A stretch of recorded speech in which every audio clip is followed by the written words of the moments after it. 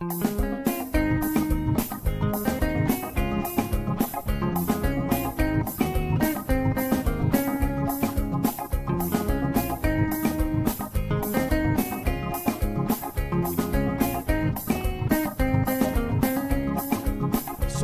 all the time is here with the cold heart true. She's the ears and the eyes for me and you.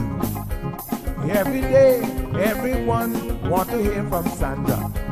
And every time on the air, she's getting better. Tell your sister, tell your brother, tell your mama, call Sandra in the morning and in the evening. They always calling Sandra. And when they start fighting, they calling Sandra.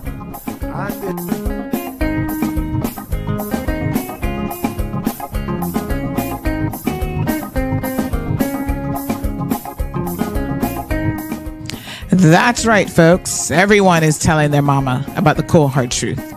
Welcome to another episode with more truth-telling, more problem-solving, and of course, more tea spilling than ever before. Sit back, students, grab your tea and turn up the volume because class is now in session. Call in at 936-2626 because your voice matters. Share your opinion on issues that matter the most to you. Recover Personal Injury Attorneys, helping injured people get what they deserve. Did you know that insurance companies have lawyers that represent their interests? Before signing and accepting any settlement, know your rights. Call us today for a free consultation at 924-9999. That's 924-9999. Recover. Your personal injury attorneys are on standby to assist. Really saturate the soil twice a day. That's why my tomatoes haven't been coming in. Hola. Me llamo es Brian. Let's... Crichton Properties is one of Cayman's most trusted real estate companies for over 50 years. We offer a diverse selection of property listings and help our clients navigate the world of buying or selling their properties with confidence. Crichton is a name you can trust with our excellent customer service and family-friendly touch. Contact us today to list your home, land, or condo for sale by calling 949-5250 or email info@crichtonproperties.com. Crichton Properties, a trusted Cereba member.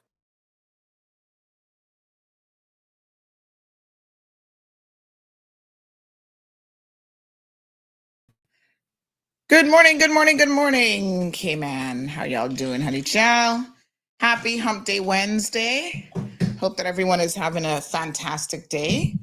Give me 1 second. I'm just going to send out the links to everyone, and then we're going to jump into our conversation. Good morning, clase. Buenos dias. You guys remember how it was in Spanish class, don't you? Are there any teachers in your life? This is such a curious question. Are there any teachers in your life that really stand out that you remember? I remember Mr. Gentile. That was his name, 7th grade. He was our science teacher. And I remember him because he was a little bit different. Yeah, he stood out for how high he wore those pants, the glasses, very, very smart. And he also had a tarantula in the classroom. So that certainly helped me remember him. Yes, honey child, things like that will make a kid go, this is the teacher that you never forget. He was always looking for bugs and roaches to feed his tarantula, his pet tarantula. And in the 7th grade, that's when the Challenger exploded. Whoa, that was a big deal back in those days, honey child. So sad. First teacher on board. So of course we went out that day and watched it, and we didn't even know what we were looking at when it happened. We're like, teacher, Mr. Gentile, is that supposed to happen? Oh my goodness. What a mess. So sad. All right. My Spanish teacher also stood out in high school. I can't remember his name though. That's the weird part. Can't remember his name. I guess he had a nondescript name. And he used to make us stand in front of him. That was my first year of Spanish. And we had to practice our Spanish like right in front of him at the podium. And he would have us, like two of us, sit there or stand up rather, and have conversations. He taught us how to roll our R's. So, we would practice every week how to roll that tongue, honey child, because he said, listen, in English, you guys don't roll your tongue. So this is something different. This is something that you have to learn to do. It's not something that's coming natural to you if you don't already speak Spanish. So we were like, okay. And he would make us practice, honey child, every day. Oh, yeah. And before you know it, we were good at rolling our tongues. We could say perro, properly. Yes, he was so proud of us. He was a good teacher as well. Of course, more female teachers than males. So maybe the males stand out because they're also males, I must say. Who else stood out? I had a lady, I can't remember her name now either. Oh my gosh. She was in high school. African-American teacher. And she was actually very, very passionate. I remember her taking a keen interest in, my grades and my development. And she was always like, Sandy, you're going to make me proud. I know it. I said, oh, thank you so much. As a matter of fact, I might not remember her name, but she gave me a little book that I still have here somewhere that I've kept all of these years. Where's my book? I'm going to find that because she signed it for me. It's probably in the other storage area now, but I'm going to find that because her name is in there. And the title of that book is Everything I Needed to Know I Learned in Kindergarten or something like that. So, so influential. Yes. It's good to have people who influence you in such a positive way when you're young. Teachers, you have such an important job. Please keep at it. I know a lot of times you feel like it's a thankless job. Something's on my earmuff. You feel like it's a thankless job, but stick with it, honey child. We love you. And you guys really make a difference in the lives of children. Look out for them because not all kids are the same. And sometimes they need a little looking out for. Beautiful day. Everybody's good. Let me see now. Feeling a little bit warm. Let me check the temperature. Let's do a big shout out to Polar Bear Air Conditioning. I've been using them lately, and they do a phenomenal job, first of all. And their sister company, Appliance Doctor. Oh, hold on. Somebody's calling. And they recommended that my air conditioning units were not really working optimally. They'd kind of aged out. And they said, well, Miss Sandy, you can change them now or you can change them later. But changing them later, you're going to be... I can tell this phone is not working right again this morning. Mm-hmm. You're going to be spending money and giving that money to CUC. And I said, really? They said, yeah, you need to upgrade these. You need higher SEERs, more efficiency, all that good stuff. So I said, all right, let's do it. And so we did it.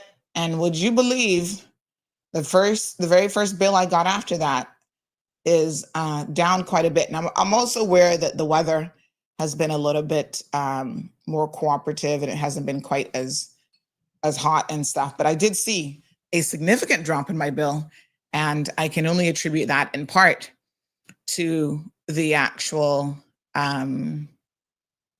upgrade in the air conditioning units as well. So definitely a difference. I see it, and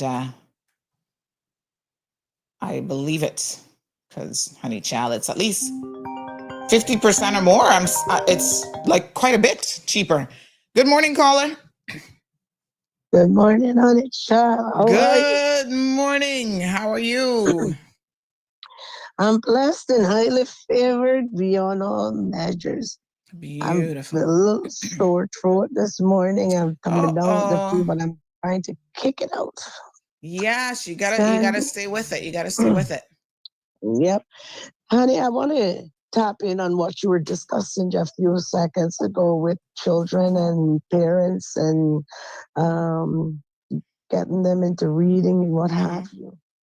Sandy, is so much needed amongst our children today. Mm-hmm. Our education system has failed, especially for the primary schools.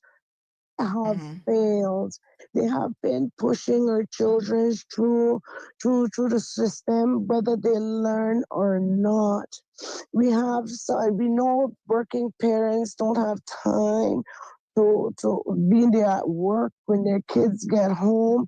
Then they don't there's no one there to assist them with their homeworks or getting anything more done from schoolwork, Yeah. to put them down to read or put them to do something.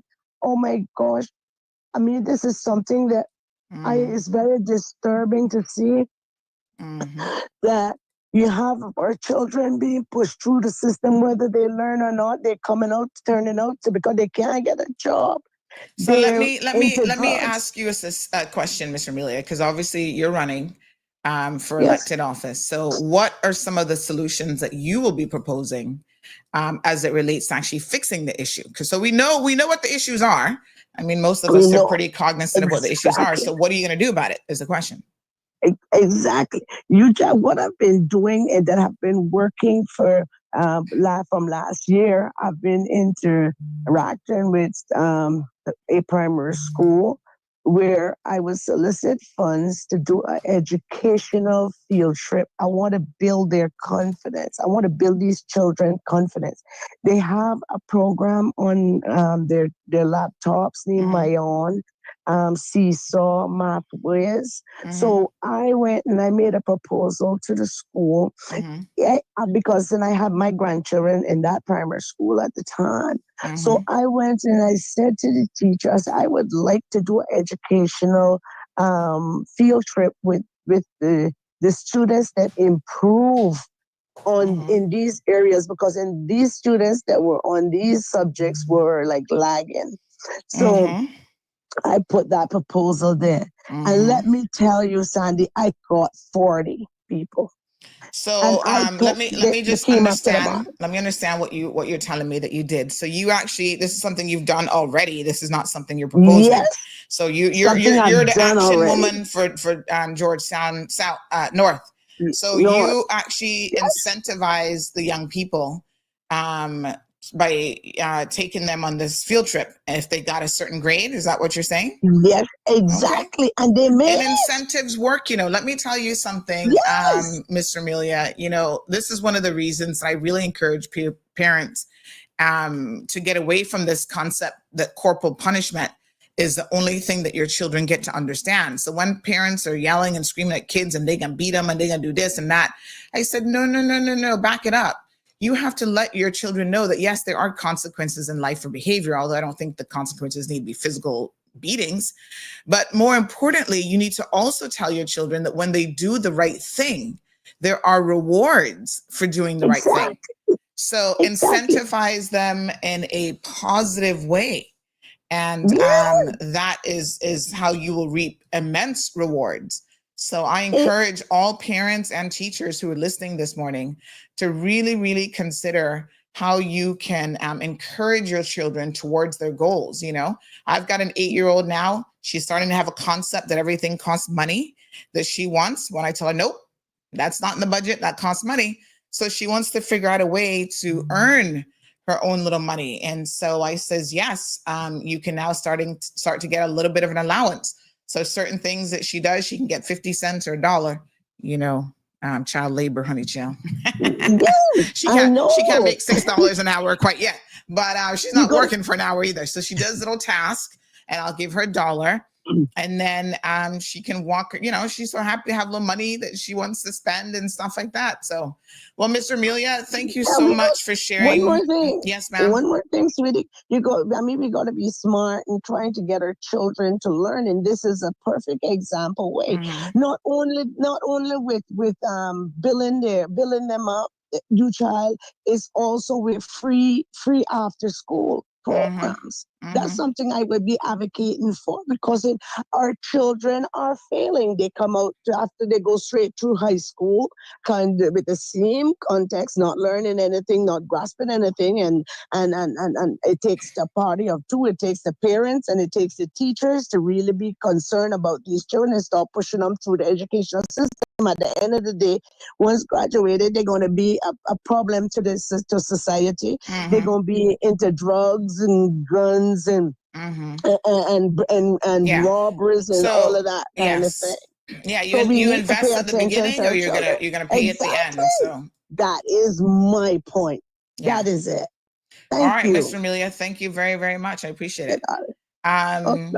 Yes, that's listen, you're gonna invest in your kids one way or the other. So it's either at the beginning or later on in life. And trust me, the investment that you make later on in life, nobody really wants to make that investment, because that means that yes, my apologies, then you're incarcerating kids and doing the most at that stage, which is not what we want, for sure.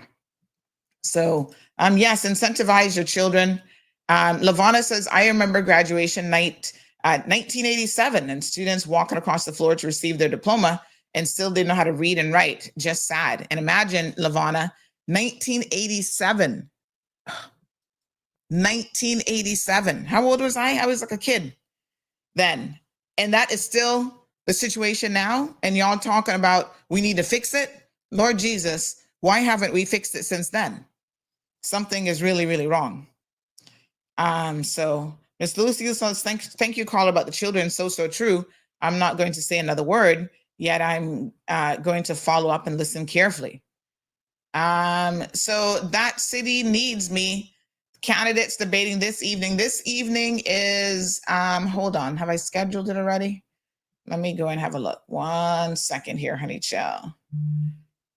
Somebody said, don't be a John. Well, not for nothing. I mean, I know y'all think that's funny, but at a more serious note, when we have elected officials who are sitting on a platform claiming that they don't have to educate themselves, they don't have to speak, proper English, that they can set the bar low and all of these things, when they are saying things like that, I can assure you that the problem there, without a doubt, is our young people also feel like, wow, I can be lazy.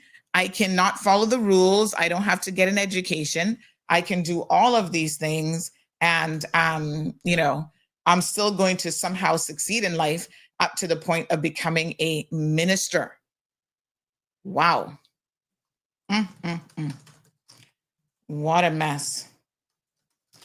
Anywho, we're going to bring Miss Elizabeth here in. Just give me one quick second.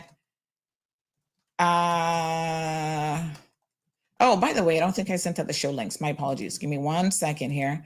Let me just grab those quickly, because I know some people sit back and wait on those. But yes, I mean, we can't be sending our children the wrong message through our behavior and through our actions. We have to demonstrate to them that, no, there are expectations of you. We expect you to excel. We expect you to do well in whatever it is that you undertake in life. It doesn't have to be academics, although I must tell you, in this day and age, don't kid yourself. We talk a lot about the necessity for children to have a trade school. I'm all about that life. However, a trade school does not mean that your children don't have to read and write. What plumber is going to have issues if they don't know how to read and write? Honey child, you got to know arithmetic. You have to know your measurements. These people are not stupid people. They just go down a different path. They may not want to be a lawyer or a doctor or whatever, so they go down a different path. But that does not mean, and I think a lot of times when I hear people talking about this, it makes me pause, because it almost sounds like people are saying,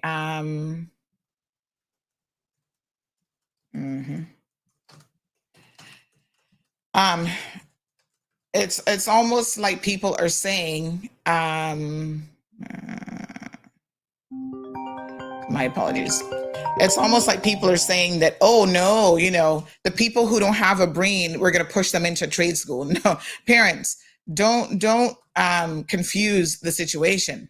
It takes real skill and intellect to be able to do those trade related jobs as well. So yes. Morning, caller. Good morning, Sandra. How are you doing today? Not bad. How are you? Good. Sandra, I was struck by a lot of the data that Ms. Marva was sharing. I attended the TCR meeting last night. And if I understood her data correctly, they have a 70% rate of kids leaving high school. I hope I'm right on that ratio, who do not have the numeracy and the literacy levels that they need. And this has been going on for so long. And we have a minister who is now premier, who has been at the helm of that dereliction of duty and that failure for donkey's years. And for me, it is just, in what private sector job can you have a 70% failure rate and you expect to still keep your job? I don't know if you're working for government, maybe. Right? So, the leadership is part of the problem. The lack of Caymanians being able, the electorate being able to fire directly those who keep doing this, keep failing, keep exhibiting their election of duty, and allowing somebody like that to become premier in the absence of the necessary national vote for us to elect the explicit exclusion of any and all others to be the ones who choose who will get that position. I suggest to anybody in Cayman, if you really truly care about Cayman, ask your potential candidate, what is their position on this matter, regardless of what party they are from and regardless of whether or not they are even in a party, period. All right. Thank you very much. We about a lot of problems here in Cayman, but that is the basics of it. And I know, Sandra, you and I have discussed this before, and you said that, there are programs that some businesses have, but we need a trade school in Cayman. Yeah, I'm not against a trade school. What I'm trying to convey is that don't confuse the message with our young people. Don't tell them that, oh, you're not academically inclined, so therefore your plan B is a trade school. And a lot of times when I hear the discourse around this area, that's the messaging. That is, it's either overt or it seeps in very, very slowly into the conversation. Young people need to understand. You have to excel academically, even in a trade school. Absolutely. If you're going to be a if you journeyman, can't read, electrician, yes, AC, welder, all of these things, you have to learn and understand and comprehend and be able to practice. Exactly. Basic numeracy and literacy skills. And understand these concepts, understand how to communicate properly, and so on and so forth. Some of these trades require complex, like you have to know things that are connected to geometry and angles and all sorts of stuff. You have to understand the principles. Thank you, Jonathan. Have a good day. You too.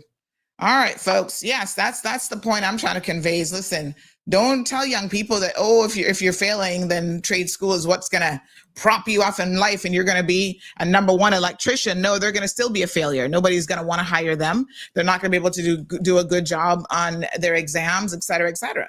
So I like what Raymond says here. Big shout out to cousin Raymond Barnes. He says failure is seen as an option and it should never be an option. Failure is, trust me, y'all need to talk to Aunt Lottie. Failure is not an option. Okay. It's like when I hear kids, I think sometimes, Elizabeth, I'm coming to you, honey child. Sometimes we as parents set the tone for the expectations that our own children have in life. We set the tone for, what they believe and what they adopt as their life messages. I can tell you this because I've personally experienced both situations, right? Before I left Cayman, there were no expectations of me. Failure wasn't just an option, Raymond. It was going to be my life story. It was like, oh, nobody expects you to do anything in life. This is where you're going to be going. This is your path. You're in a dysfunctional home. You've got dysfunctional family dynamics. People around you are chaotic and crazy and whatever. So this is your life story. When I was put in a different environment, right, all of a sudden I started getting different messages put into my little head at the age of 8, 9 years old. And those messages included things like, you've got to work hard. You come home, you do your homework. You have to be focused. You have to read. You have to listen to your teachers. You have to, there was a whole slew of things that repeatedly, day in and day out. And people were not just saying it to me, they were living by example. They were showing that this is how it should be. And I distinctly remember, and sometimes I look at kids who are like, oh, they don't know what they're going to do after high school. And I said, really? It wasn't even a second thought in my mind that I was going to university. I didn't even have the money, the funding, nothing, but I was going to university at all cost, right? Whether I had to beg the money, apply for multiple scholarships, which I did, by hook or by crook, I was going to university. There was no other option. So parents and teachers, and as a community or community leaders or politicians, be careful when you talk to young people to let them know that there's certain things in life that are optional. Not going to university for me wasn't an option. It was like, you're going. And so everything I did leading up to that was in preparation for that journey. If you get that in kids' heads young enough, they will make it happen.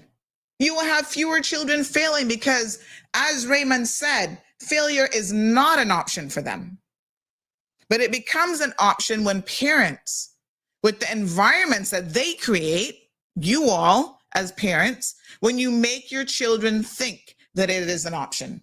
I have an 8-year-old, she's still young, right? We don't know what she really wants to do, where she's going to go. And we have conversations, even at that age, they're like, oh, Mom, one day, do I have to get married? And I'm going to have kids. And I said, no. First of all, you don't have to get married ever if you don't want to. That's optional. But I said, what isn't optional is you get an education first. And I said, marriage isn't on the table. Boyfriends are not on the table until you get your education. So this is the order. There's an order in which you do things. You get your education. You work hard. You establish yourself. Then you might find your Prince Charming. Maybe, maybe not. There's no guarantees there. And if you find him, and if you get married, then you have your kids. I'm not telling her, oh, at 16, you can start to have children. That's not an option, child. Now, it may happen. Nobody's perfect. We'll see. But she knows that that's not what I'm expecting for her. I'm not putting that out in the universe as a possibility for her life. So let's be careful with the messaging that our young people are hearing, because the funny thing is they have a way of living up to our expectations, just like everybody else around us. You set the tone, you set the expectations, and people will live up to it or not. Because if the expectations are low, like John, he says he keeps the bar low. He has to keep the bar low. Look at him in his life. I'm not picking on him. These are his own words. The man says he keeps the bar low. Miss Elizabeth, good morning, honey child. Good morning. Can you hear me okay? Yes, girl. This is her first time on the program with her beautiful face. Thank you so much. And I know a lot of you are like, who's that girl, that voice? Every time you hear her, who is that? Well, there she is in the flesh. If you've gone to the last couple protests, you've definitely seen her. She is helping me out here, Team CMR, hashtag Team CMR. We appreciate the help. She's doing a phenomenal and wonderful job.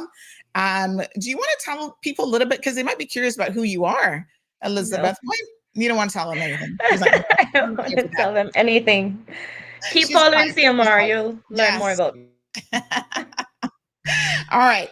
So Elizabeth was covering the meeting last night. It was a CPR meeting, and we had to record it because remember now, anytime there's a conflict with the live streaming with two events, we'll have to record one or more events, and then we'll air them later on. So we will air it a little bit later on, but she was at the event recording it, and so she can tell us, her thoughts and opinions on how the meeting went last night. So take it away, honey Chow.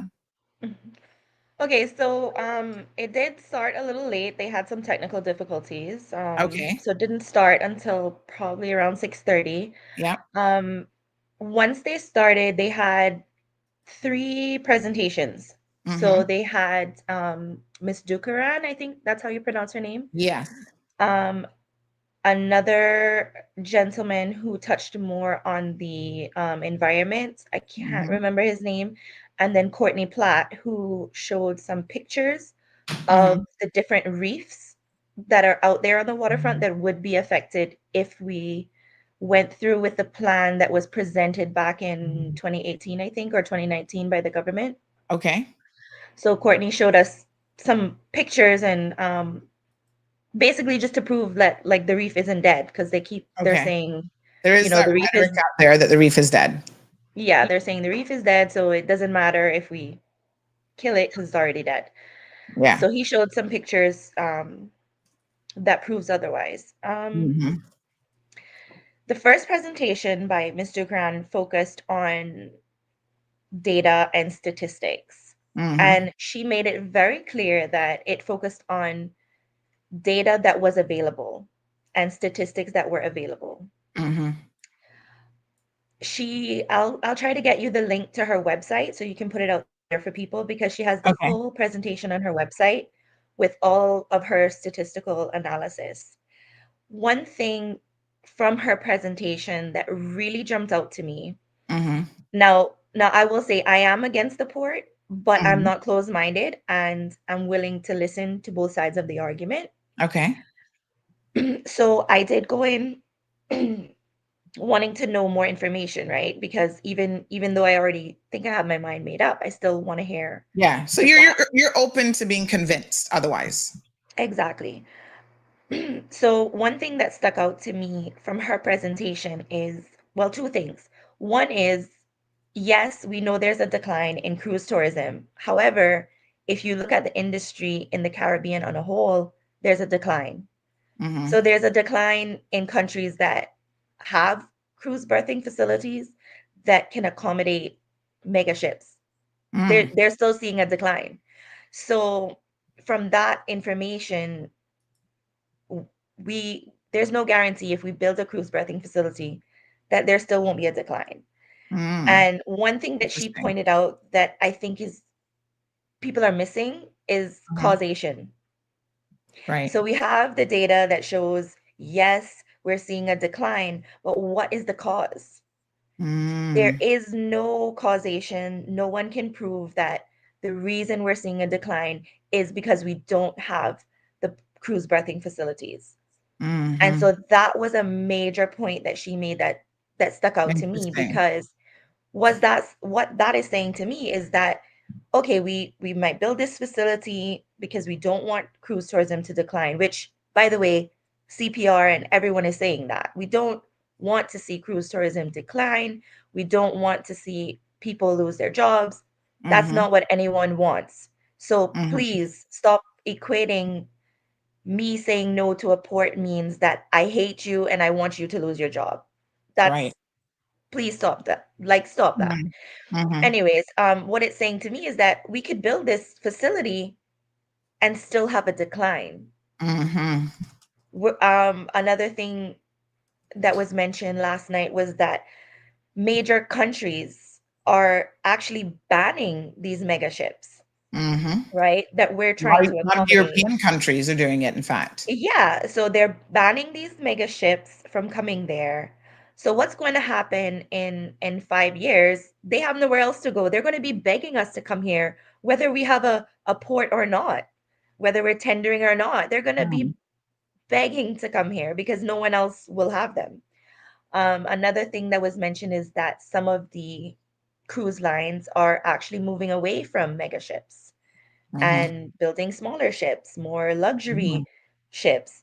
She quoted the Honorable Kenneth Bryan in his presentation where, and I can't give the exact quote, but basically he's saying that we market ourselves as a luxury destination, right? So why are we trying to cater to these mass market, I call them ghetto ships?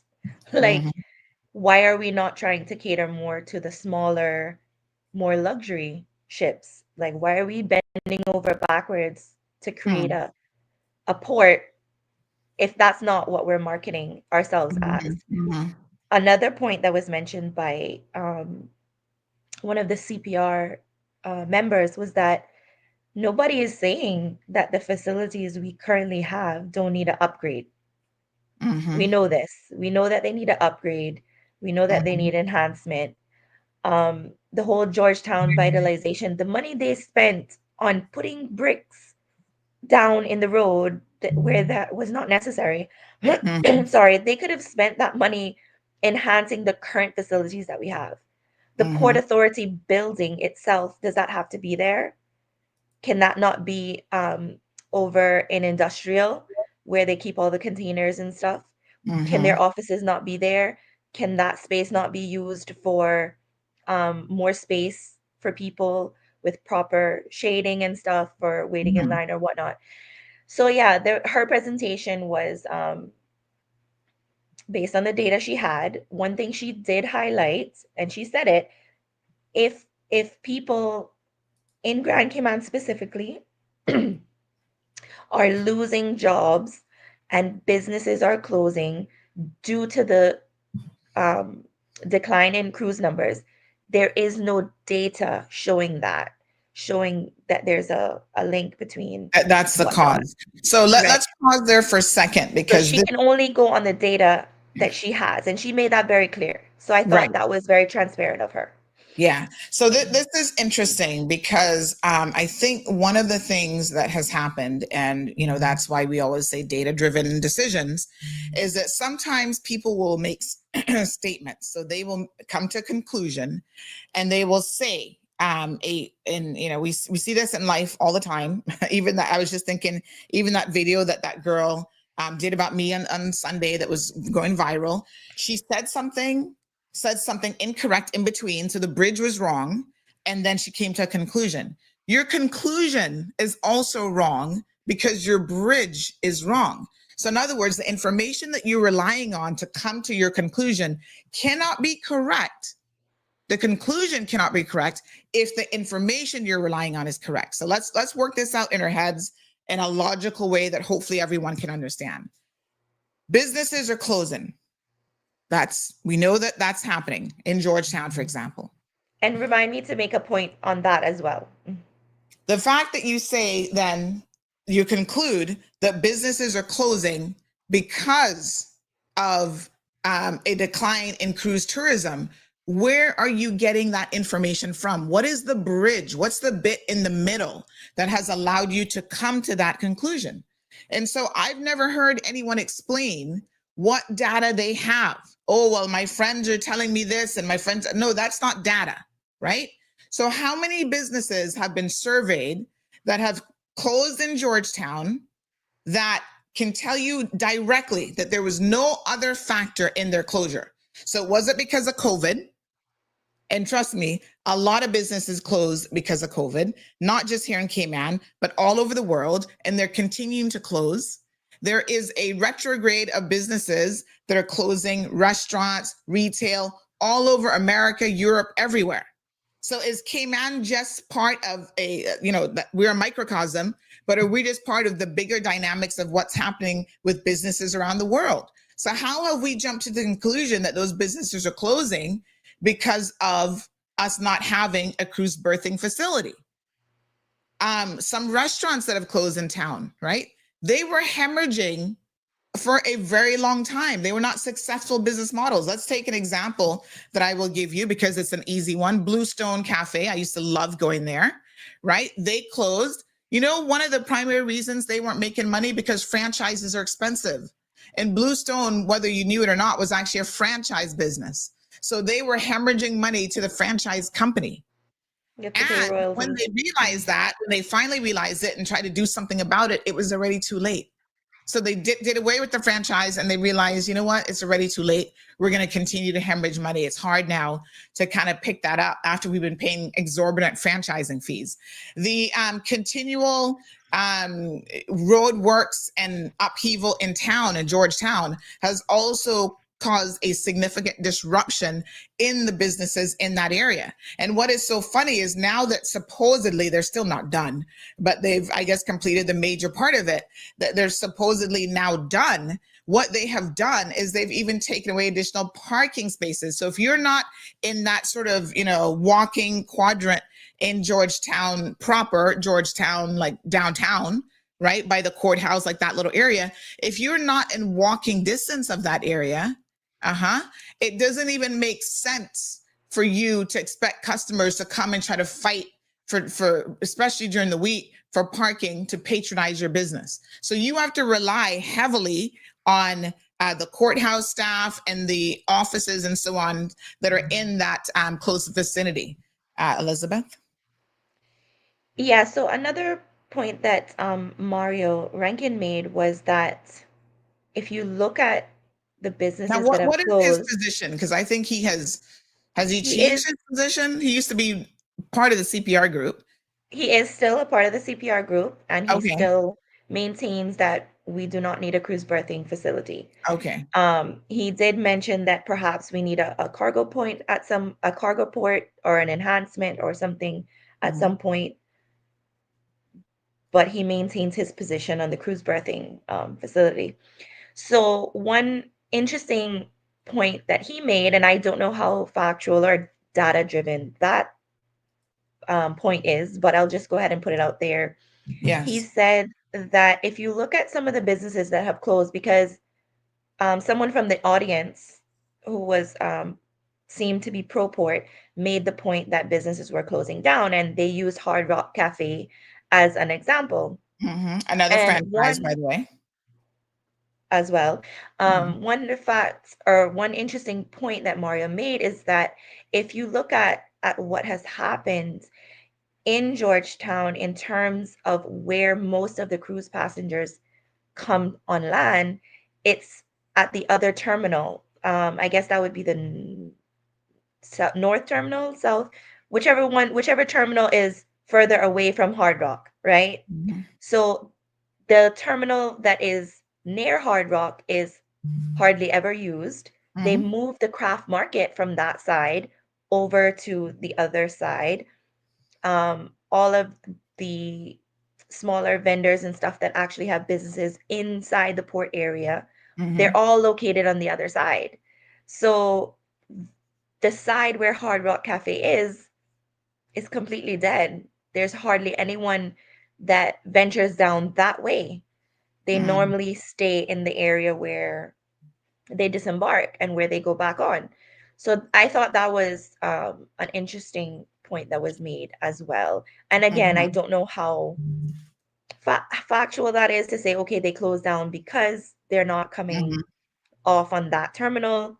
Again, you would have to prove causation, right? But that was an interesting point to me as well that he made. And I think this is where the conversation, you know, when we look at these things, we need to discuss properly, you know, where these things are happening, how is it that they're happening, and there could be more than one factor.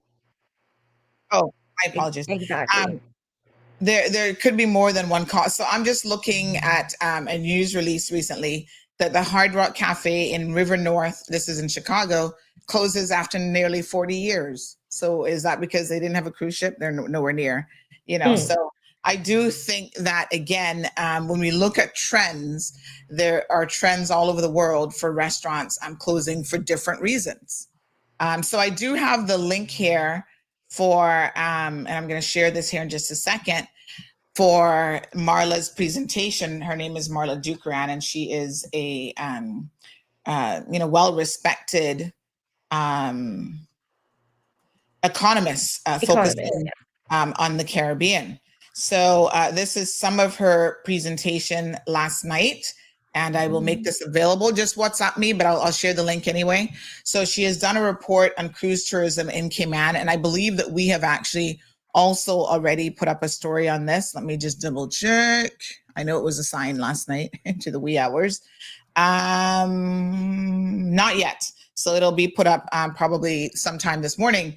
But she talks about this in some detail. So again, before you go to the polls, folks, it is worth looking at this, because not only does she talk about the referenda that's coming up here in the Cayman Islands and the question, but she will then go into looking at tourism in the Caribbean as a whole, cruise tourism in the Caribbean specifically. And then she is an economist, and economists rely on data. Who is not, by the way, she's not being paid by CPR or commissioned by them. This is data that has been derived from other sources, and I'm sure she'll list her sources as well. This isn't We've been something trying to that get her on the show, but that has proven impossible at this time. But nonetheless, please go and read her report, because it does have a lot of very, very interesting and factual information in there. And she concluded her report basically by giving other statistics not related to cruise port, which the caller before alluded to, the fact that the majority of our school children in public schools are failing. Like, we have more pressing issues and more greater concerns right now that we clearly know need addressing. Yeah. I think the debate on whether or not we need a cruise berthing facility is still a debate. It's not a fact that we need it, and that if we get it, it will solve the problem of the cruise decline, right? But we know we have an issue in our education system. We know for a fact that needs to change. A member in the audience last night, I don't know his name, who is clearly pro-port, and he owns a business that profits from cruise tourism. He said something along the lines as, okay, these children are failing in school, and your data shows that Caymanians aren't in the higher paying jobs, and they're in the lower paying jobs, and they're in like jobs like the tourism industry, right?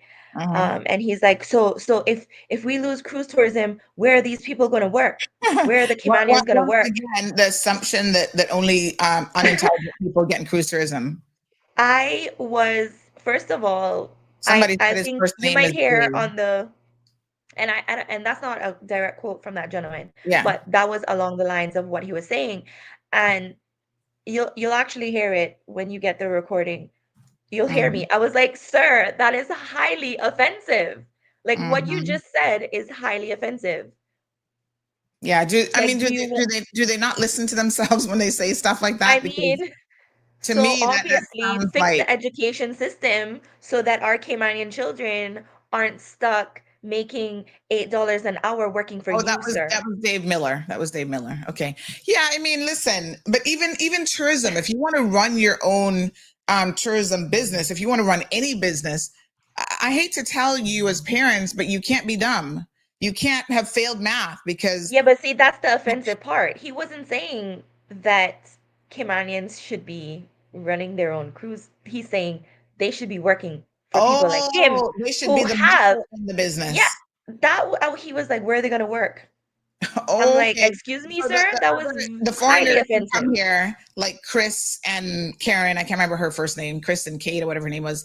They're the ones who come here and start up businesses. And then the Caymanians might get lucky and get the droppings and the trickle down from them in tourism and being able to work on a boat, slushing drinks or whatever, because they don't have the math skills to be able to balance their books as a business. And again, folks, I'm not. Do you want to keep it that way? Like, that's my question. That I really wanted to talk to him, but he left, because my question is, okay, so are you suggesting we keep it that way? Or are we suggesting that we build a cruise berthing facility and just don't fix education? Like, what are you really saying? Yeah. Very interesting. Don't forget, folks, I see somebody calling me, but you're calling the wrong number. The show number is 936-2626. So if you're trying to call this, let's go into the other gentleman who touched on the environment. Yes. And his presentation. This guy is clearly an expert. His family, from his grandfather down, have been studying coral reefs. They have been studying the effects of dredging on coral reefs, etc. And again, he was very transparent. He made it clear, like, obviously, dredging is not the only reason why the coral is dying. He gave other factors, such as like sewage going into the water. And he pointed out that Cayman has such clear waters, and that's why our reefs are so pristine. And do we want to ruin that?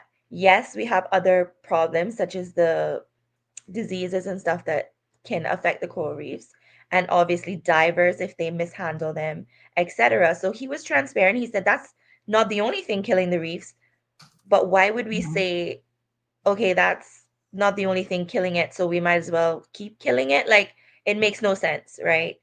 And another important thing that Courtney pointed out, and I think he gave some, like, he put a monetary value on the coral reefs and our dive sites.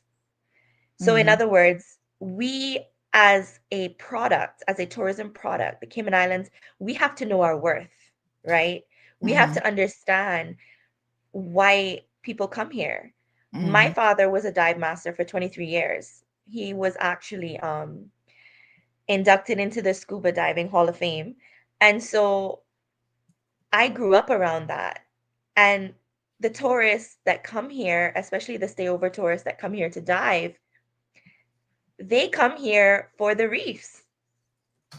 So why would we destroy the very thing that brings people here? If we build a cruise berthing facility, we have the advantage that when people come off of the cruise ship, they can go directly into the water. They can snorkel out to these reefs that are fairly shallow and get what they come here to see, right?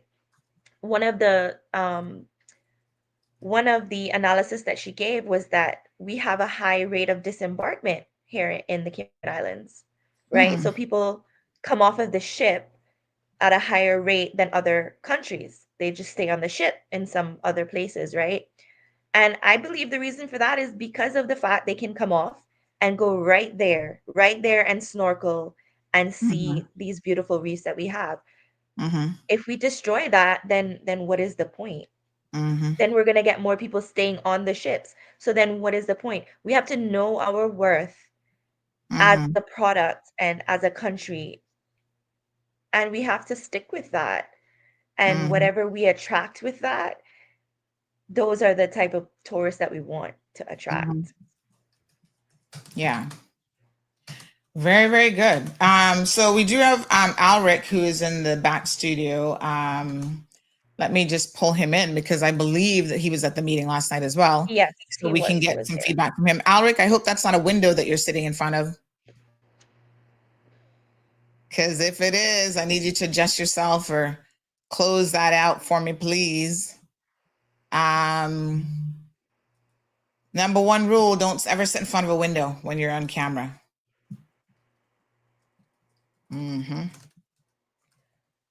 So while we wait for him, another interesting fact, data-driven fact that was given was that, and this was back in 2017, 2018, even though stayover tourists, like the amount of tourists that stay over, only accounts for 20% of the visitors that come here, they spend 80% of the money. So even though there's only, say, 10 people staying over versus 80 people coming on the cruise ship, those 10 people account for 80% of the money that's coming in. So why are we investing so heavily in the 20% instead of making the experience better for the 80% that, or the 20% of people that spend 80% of the money? It's just, and it ruins the experience. Yeah, You will and ask anyone. In business, You can ask. Elizabeth, Oh, sorry. Go ahead. yeah, that's okay. In business, it's what we call the 80-20 rule. And you have to think, this again comes back to the point of we need to be educating our young people in a lot of practical elements, and they need that formal education. And I have something here that I want to share in relation to that as well. But the 80-20 rule, if 80% of your money is coming from, a particular source, you don't hyper focus on the 20%. On the 20, exactly. Yeah, that doesn't make any business sense. There's something And wrong. you can just ask tourists, and you can see it. I don't know if you're in any of those Facebook groups. There's one, I Love Grand Cayman. Yes, I do. Visit the Cayman Islands. People are constantly asking in that group, what is the best day to go out in town? When are there no ships? So these are people that are coming here and staying here for many days, right? Yes. And they are spending a lot of money here, and they're saying, we don't want to be nowhere near town when the cruise ships are here, because it makes their experience worse. They can't get tours, they can't walk around as freely, etc. And another point that I just remembered that Miss Marla brought up was that, because we hear this argument that, okay, cruise tourism funnels those, they funnel in to stay over tourism, but there's no proven data for that. There is no data that says, okay, 5% of cruise passengers end up coming back to Cayman and staying. So where are people getting that conclusion from? If I may be wrong, maybe Alric can correct me, but I think that's what she said, that there is no data that supports that. Wow. All right. She actually Alric, mentioned one. Let's bring Alric in. Morning, Alric. How are you? Good morning. I'm good. Good. So you were there at the meeting last night. Is that the conclusion that she came to? Is that there was no data to support the position that cruise tourists become, stayover tourists? The conclusions mentioned by Elizabeth are correct. It seems to be a battle of the data. So based on the data that was available to Ms. Dukaran, she formed the conclusion based on that data. So that is how we need to make decisions, is to survey the people that are involved in the business, look at the stats that are published, look at what's made available to us. That's how we make an informed decision. So, I mean, like many other people, my vote would actually be no, based on the data that we have available. You can't go by what one person is experiencing in terms of business. If one person is having a great contract with the cruise line, that doesn't mean that all other Cayman tour operators have the same great deal. So we have to look at the data at the end of the day. It cannot be an emotional decision. Yes. And big shout out to our Instagram listeners. They're normally very quietly paying attention in class now. So much well behaved than they used to be. Thank you, Instagram folks. Appreciate it. 547 people on the live stream at the moment. Good morning, caller. Question or comment? Good morning, Sandra. Morning, dear. How you doing? Good. I was just listening to your show, and honestly, I'm amazed. Everybody has a viewpoint, but CPR's viewpoint is so distorted; it's unbelievable. Whose viewpoint? Sorry. CPR. Oh, CPR. Those against the cruise birthing facility. It's just absolutely amazing. Okay. Now, I got there's a couple of points I want to deal with. Okay. But the first one was where this little lady that you have on there saying that, the cruise, the stayover tourists are asking what day they can go to town. Sandra, I worked at the port. On the days with no cruise ships, you can go into town. It's still dead, okay? The stayover tourists don't support Georgetown like the cruise does. So I don't know where she get that argument from, but that is totally false. You can take any day with no cruise ships. No, so let's take screenshots. I mean, I can take screenshots of the people that are posting. Let's be clear about what she said, right? She's not saying it's an argument. What she said is that if you're in those groups, and I happen to be in two of them, the I Love Cayman groups, which is really for tourists who are coming and visiting and they want to know, quite a bit about our island. She's saying that frequently in that group, she sees questions that say people want to go into town, but where, they want to go when there isn't a crowd. On the Port Authority's website, and most people these days are very internet savvy. On the Port Authority's website, you know what days there are cruise ships and what days there aren't any. Yeah, but listen, visitors to our island aren't familiar with all of that. I mean, they're not whether they're visitor, whether they're local. If they ask the same question, locals still got access to it. So nobody's that dumb that they can't go on there and look and see whether their cruise ships in port or not. No, I think you're missing. I think you're missing the point, though. This isn't a question. I'm not missing no point. I'm not missing no point. They're asking the questions. Is what she's saying.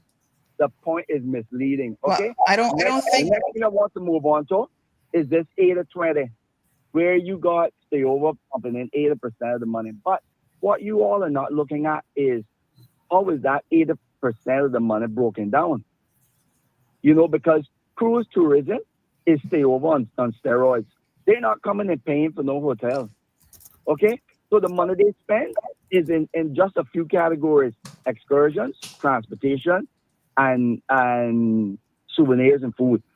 So if you take the stayover and break their spend down into those categories, then you will see who is spending where. Okay? You just can't say because the lump sum is this that it means that they're pumping more in the economy. Next thing I want to move on to is the part about, we got a bigger problem with education. Yeah, we got a problem with education. But if the whole population was educated to the level of a bachelor's degree, do you think any of them are going to work as a bellboy in a hotel? Do you think that any of them are going to work as a waiter in a restaurant or a waitress? So then we bring in work permit holders for that. We know we can't do without work permit holders. No, but that doesn't mean that there's not. Hold on one second, caller. That doesn't mean that there's not room for them to start there and move up into management. Because I would love to see every Caymanian educated to the degree of a bachelor's. Yeah, I don't know about you. The confusion is this. I tell you what, you all are the same ones who's saying or alleging that there's so many work permit holders here and that needs to stop. Well, if you're putting every Caymanian to a bachelor's degree, I guarantee you he's not going to work as no bellman. No. Hold on. No maid, I wouldn't make that assumption because sometimes you go into those positions. But I'm not complaining about the work permits. I know. That wasn't a but I'm just saying, you understand that when you start in an industry, if I want to be a general manager at a hotel, right, and I have a bachelor's degree, even I understand that I may start off doing rotations as a bellman for 6 months, because for you to manage those people, you need to understand, and I mean really understand what they do. And there's only one way for you to do that, and that's for you to do the job. So thank you so much, caller. Can I just say something before the caller leaves? With a degree, you tell me which Caymanian with a degree is going to work as a bellman or a waitress or a maid in a hotel or start off there. You tell me which one. I guarantee you they are not going to do it. Then the next thing may I answer you? Yeah. Hold on, Elizabeth. Let him finish, and then we'll disconnect, and you can respond from there. That's probably going to be easier. Yes, go ahead, sir. The next thing that you are talking about is the environment, and as if one cruise pier or one cruise berthing facility because it'll have 2 pairs on it. Mm-hmm. As if that's going to destroy all of the coral around Cayman. The whole environment is going to go. That's another piece of ballooning. You know what causes more damage here? You look at the whole 7 Mile Strip. When I was growing up in the 60s, that was all casuarina trees, grape trees, and cocoa plum bush. Not one bit of it left. You tell me what did more damage to the environment? Cruise berthing. If you look at places that put in piers, in fact, Cayman Brac Cargo Pier is on pilings.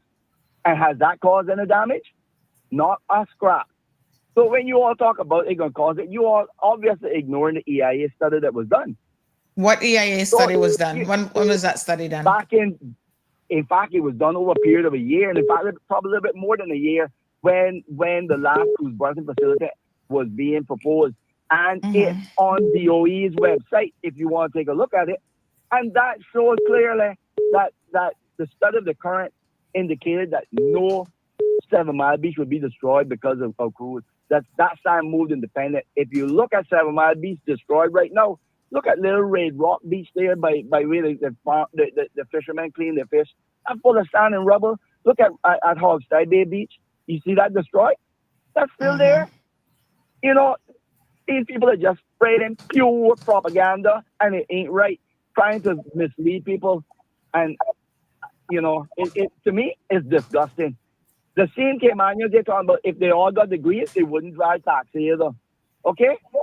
So you're not paying attention to the world, honey child, because lots of people driving Uber all over America with degrees. This is my last point now. Okay. The same Caymanians who graduate from high school and decide, you know what, I'm not really academical inclined, but I can start my own little business, get me a little tax and drive it. Them same people can go on the port and when the days were good, and you were getting 16, 18,000 people a day, they could either go on a beach trip or they could go on a tour. If they went on a tour and you charge them $30 a person, you had a 14-seater bus, you make $420 for the day. And on a 2-hour tour, if you got a 30-seater, you could make $900 a day on a 2-hour tour. And the vast majority, if you had 16 to 18,000 passengers, the vast majority of them made it every day. That was like 80 drivers, 80 to 120 drivers we used to have a day. Then you also had the Stingray City operators. So there's approximately 20 independent ones that operate in the port, all Caymanians. And you can't get a public transport permit without being a Caymanian. So Caymanians can go and hire foreigners for drivers, but it's a Caymanian that has the tour license. So anyhow you take it, it's Caymanians.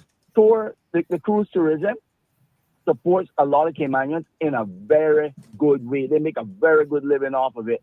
The stay over, you got the reason why you got 9,500 work permits in that is because Caymanians, whether you got high school education or not, ain't going to work as no bellman and no maid and no waitress for $6 an hour. Okay. Thank you all so much. I appreciate it, sir.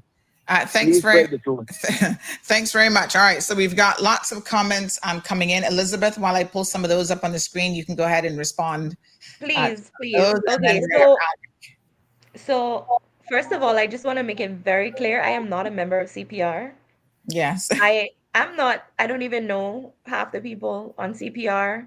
Yes. I wasn't even raised up here. I was raised up in Cayman Brac, so I don't even know half these people. I am not a CPR member. I just want to make that clear. Yeah. The next thing, and by the way, while you make that point clear, let me also clarify another point, because I think you might have said that Mario was a member of CPR, and I've been told that he's not a member, that he was a founding member. And so he did some closing remarks and rallied the troops. But then somebody said the meeting got hijacked by Jonathan Adam, who had not paid attention to what Marla said and went off on a tangent. So that was somebody's recap of the other point I want to address is that I did not say that it would destroy 7 Mile Beach. I didn't say that. I said it would destroy the reefs that are right there on the waterfront. And that is factual, because they used the pictures from the website, that the proposal that was given to us, and where the actual dock itself will go is on top of some of those reefs. So you can't tell me that some of those reefs won't be destroyed. I did not say that all the reefs in Georgetown would be destroyed. I did not say that 7 Mile Beach would be destroyed. I didn't say that. So I just want to clarify that. And they didn't say that last night at the meeting either. The next point I wanted to make is I am not saying that I'm against work permits. We know that the Cayman Islands needs work permit holders. There are not enough Caymanians to fill all the jobs. But would I love to see every single Caymanian educated to the level of a bachelor's degree? Yeah. So that they can choose if they want to be an entrepreneur, a bellboy, or an accountant. Yep. I would love to see that. I would love to see that. I would love to see them have a choice and not be forced into minimum wage jobs. Exactly. So And I'm not sure where he was program, going with that point, but I've always said in this program, a minimum wage job is where you start. It's not where you stay for your entire life. Listener to the program says, in Singapore, I met 5 taxi drivers with master's degrees. Caller, brief question or comment? Hello, caller? Yes, sorry, yes. I was muted. Oh, good morning. I totally agree with the young lady just now regarding having a bachelor's degree and working in certain position. Because I have a sister right now, she lives in stateside and she have a master's and she's working at Walmart. So you can have all these level of education, but you don't stuck. You can still work your way up. And that's your choice. The first caller, the male that called, I listened to him and I cannot understand one thing what he was saying because it don't make any sense.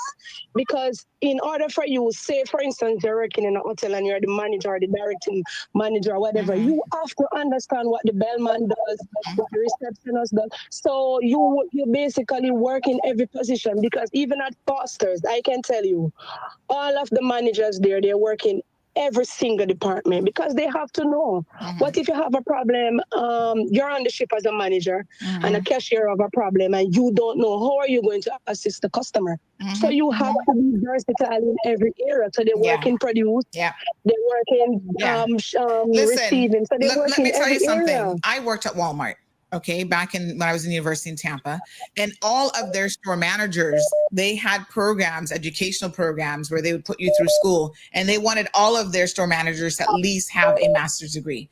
You don't just go think, oh, I'm just working at Walmart. That's no big deal. That's a lot of responsibility. Now, because I was already in university working towards a degree, I wasn't a cashier at Walmart. I was a customer service manager, and I was able to work shifts around my school schedule, right? And first I started in the photography studio. Remember when they used to have them where you could go in Walmart, like JCPenney's, get your pictures taken or whatever? That was a separate company that ran that. The store manager at that particular Walmart saw me, liked my hustle, liked my initiative, and said, hey, why don't you come and work for Walmart instead of doing the photography company bit? And I was like, oh, okay. You paying more, honey child? And they sure were.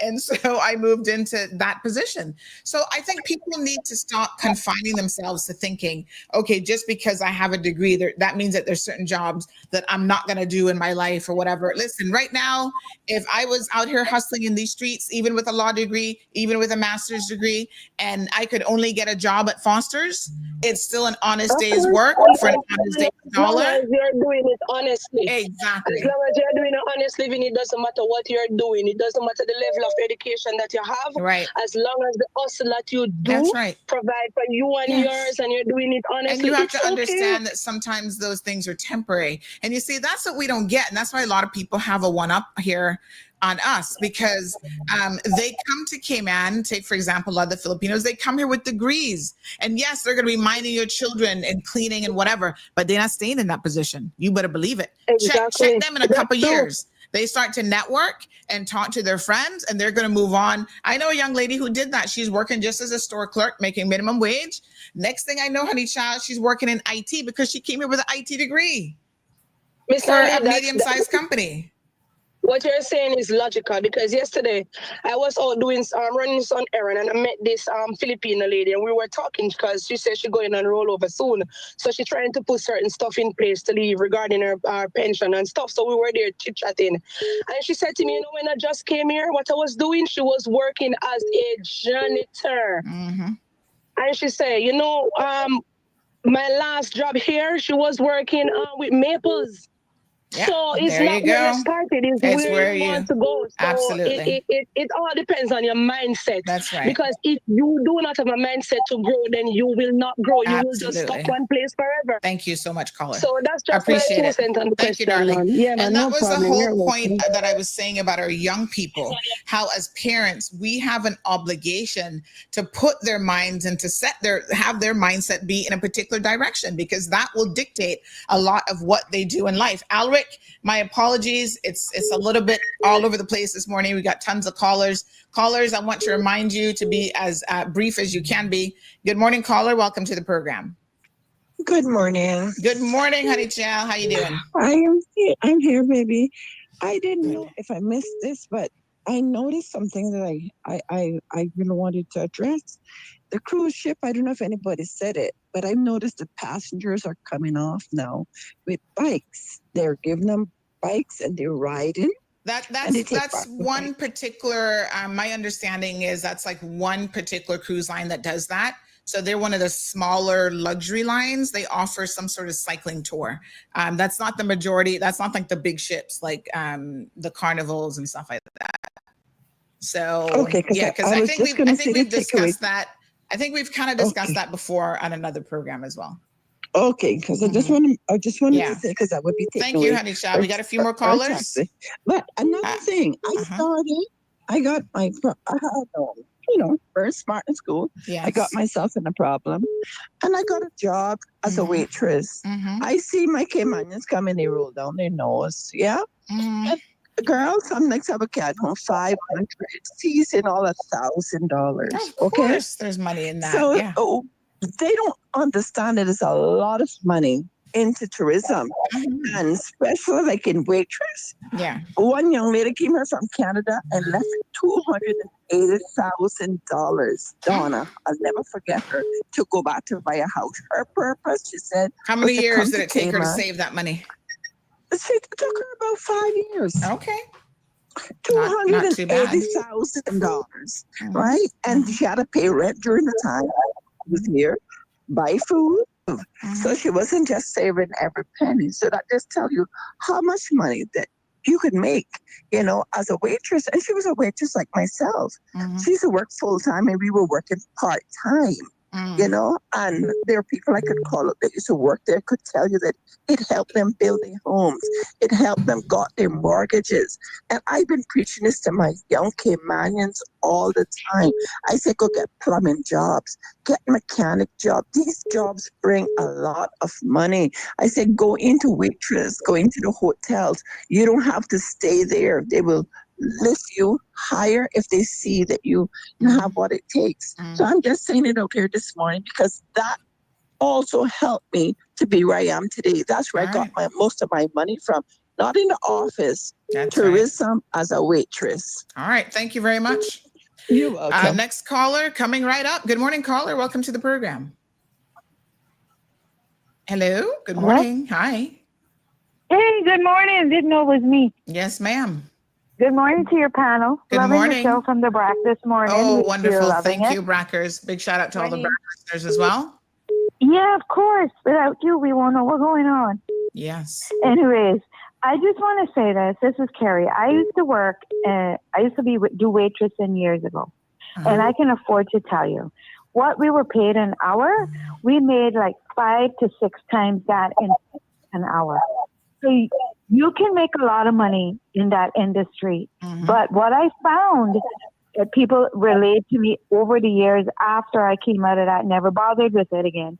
Because our Caymanians are saying that, tips were not being shared properly when we worked there. Sometimes the people would give us the tip in our hand and our managers would take it away from us and tell us it has to be shared with everyone in the restaurant. And then they were never given enough of the tips. There's a lot of segregation is what I'm trying to bring up here. in that industry here. When a Caymanian is working in a restaurant and they're expats and permits working in a restaurant, the Caymanian may make 10% of that tip if they get that much. Caymanians were never given the full value of the tip that they were entitled to. That is across the board, and there's nobody that is out there that's actually looking into that. Yeah, I mean, obviously now this seeps into other issues about discrimination in the workplace that, you know, those are important issues that need to be talked about as well. And nothing can be discussed in true isolation because everything is interconnected. So thank you, caller, for bringing that up. Okay. All right, my dear. I wanted to tell you one more thing. Sure. The vendors that I talked to about the cruise ship that came to the last 2 trips, they told me that they made no money. They said the tourists never hardly bought anything from them. Wow. And they were swept away in a bus and taken on an island tour, and they came back and went board back the ship to eat their food and buy their whatever. Couple bought some things, but it wasn't of any major where people actually made money that day. Anyway, just thought I'd let y'all know that. I appreciate it. Thank you very much. All righty. So let's read a few comments. This person says, good morning. My son is in his first year of the PWD program with government. He's doing plumbing and carpentry. They have to do math and English. A lot of the young men dropped out because they found out that they had to do math and English.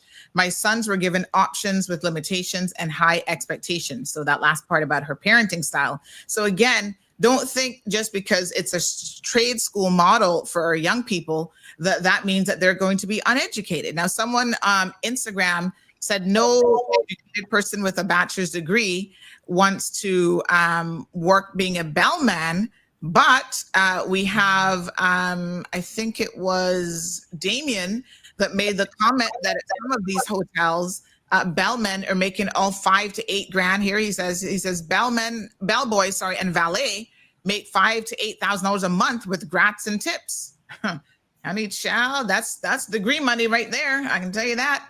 Somebody else just mentioned that they started out digging graves. Another person says, my opinion is that personally, I'm not against cruise tourism, but I'm against the construction of a birthing facility. I think the way this question is being posed to people and possibly worded in the referendum is quite unclear to people. So a lot of people have had an issue with how the question is being worded.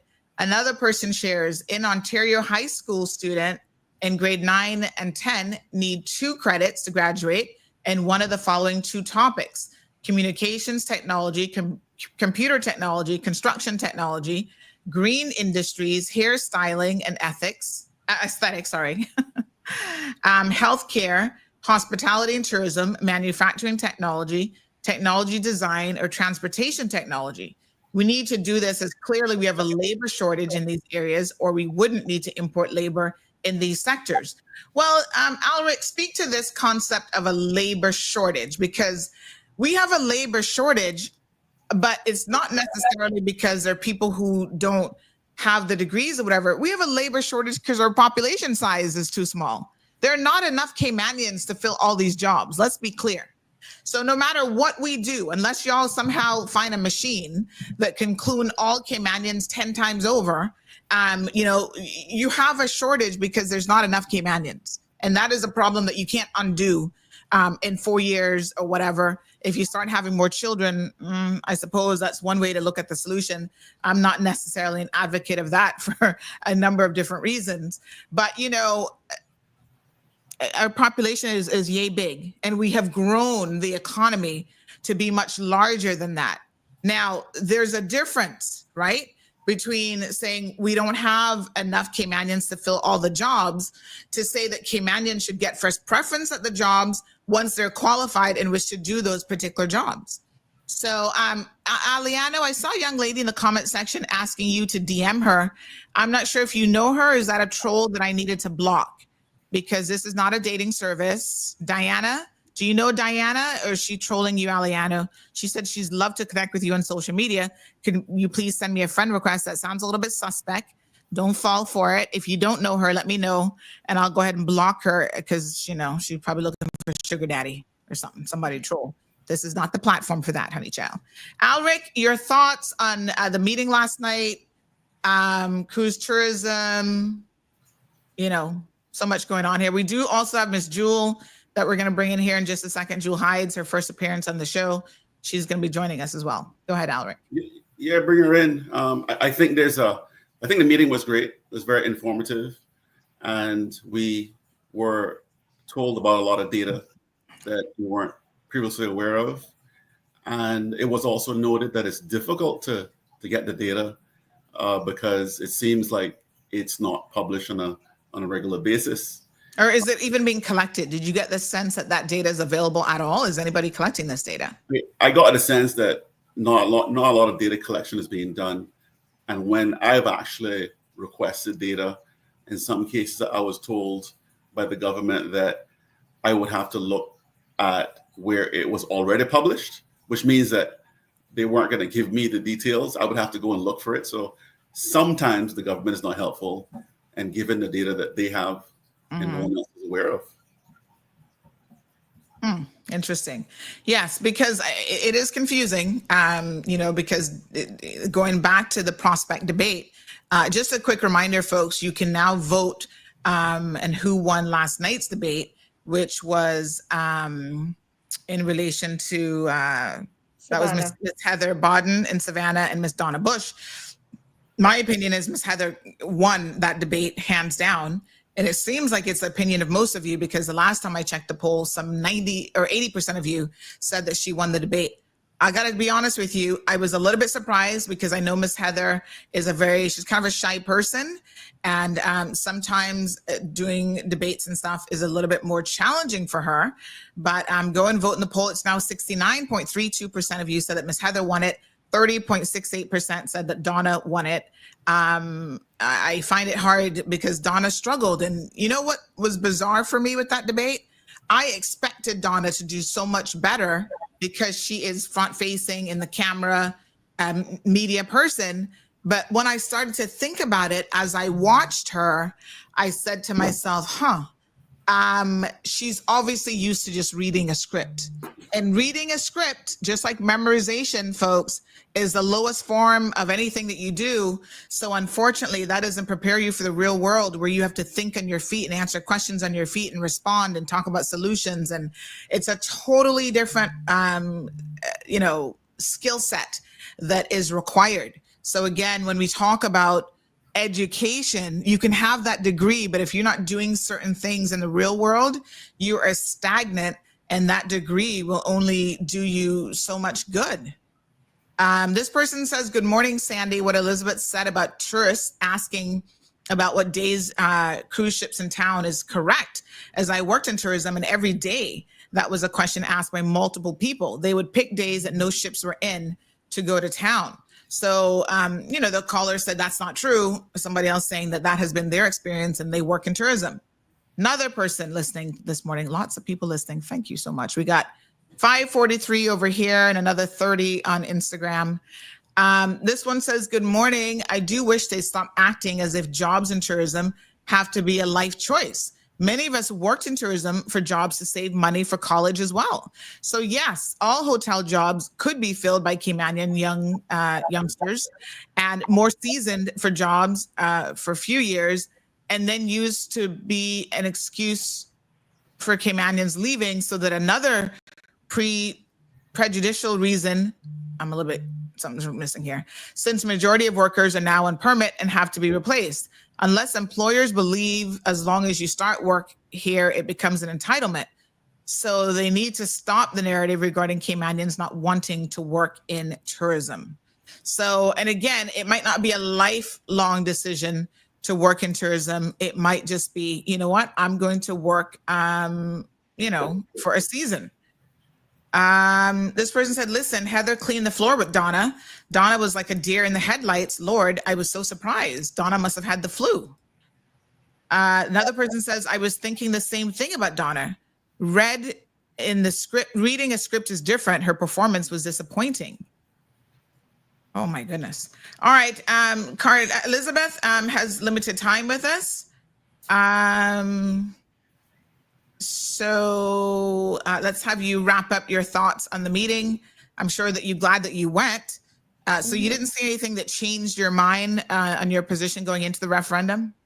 No, and I just want to say before I leave, I just want to make a few more things clearer if possible, because I don't think I made it clear enough. Nobody last night said, nor am I saying, that money isn't being made in cruise tourism. Nobody is not saying that. Nobody is saying that there isn't a decline in cruise tourism. And nobody is saying that we want to see those who benefit and make a living in cruise tourism lose their jobs. No one is saying that. What we are saying is that there is no proof, you cannot prove causation, that the decline is directly related to the fact that we do not have a cruise berthing facility. As a matter of fact, statistics have shown that in countries that have cruise berthing facilities that can accommodate megaships are also seeing declines. So I just want to make that crystal clear that don't let anyone tell you that if you are voting no, that that means you are against Caymanians, that you want to see Caymanians lose their jobs, that you hate Caymanians in the tourism industry, whatever they're trying to tell you. Don't let people do that. They are saying that we need to stop the fear mongering and the lying. I am saying that they need to stop the fear mongering, because I, for one, I'm a very empathetic person. If you know me, I care about people. I love people, especially my Caymanians, and I would hate to see anyone lose their jobs. Okay. So, me voting no does not mean that I hate anyone or I want to see anyone lose their jobs. It just means that nothing I have been shown or given, no data proves to me that a cruise berthing facility will solve our problems. And it may end up creating more, such as the impact on the environment and so on. All right. Well, thank you, correspondent Elizabeth. Thank your you for husband is having giving me. you a big shout out this morning. Look at him claiming and naming it. He says, my wife is per day. You see? He said he was listening in case he had to call in and bad up anyone. Tell him you got it. You got it. You can hold your own. You don't need him to rescue you. She's not that little damsel in distress there, Shane. She's all good. She can hold her own. Thank you so much. And this is her first time on the program. She did a wonderful job, and we look forward to her giving us updates on more community events. And in fact, one of the tasks that Elizabeth has been charged with, and she's going to be starting here shortly, is she's going to go out in the streets and be talking to people. And she will be talking to tourists specifically, asking them what they think about, the cruise berthing and all that kind of stuff. So we're going to hear some of their thoughts on these as well. So yes, honey chow. All right, let's talk about the debate a little bit. Albert, just hold on 1 second for me. Miss Brenda says, Sandra, it depends on your bias. You'll vote for your candidate. I don't think that that's true. I mean, I don't have a bias in that particular race. And like I said, I went into it I had an expectation that Donna would have done better than Heather just because of her experience in media. Trisha says, no, hands down, Miss Donna blew Miss Heather out of the water if she didn't read anything coming from her ad hoc. Okay, Trisha. Well, at least 70% of the people in Cayman do not agree with you. Someone said, they found that they were both nervous. For me, this wasn't about nerves. People do get nervous, and that comes out in a certain way. There were questions that Donna did not even answer at all. I'm still here going, where's the answer in that response? So, sorry, but it is what it is. I was disappointed because I really had an expectation of her being more composed. And, we see this person on Cayman 27, we see this person on CIGTV, but it turns out that she was just reading a script. So, yeah. All right. I wanted to add that sometimes when the message is being communicated, it's being said that if you vote a certain way, it means you're against cruise tourism, but that's actually not true. I think what most people are saying is that they're not against cruise tourism. They just want to make sure that they're more interested in smaller ships and a higher quality of cruise type customers.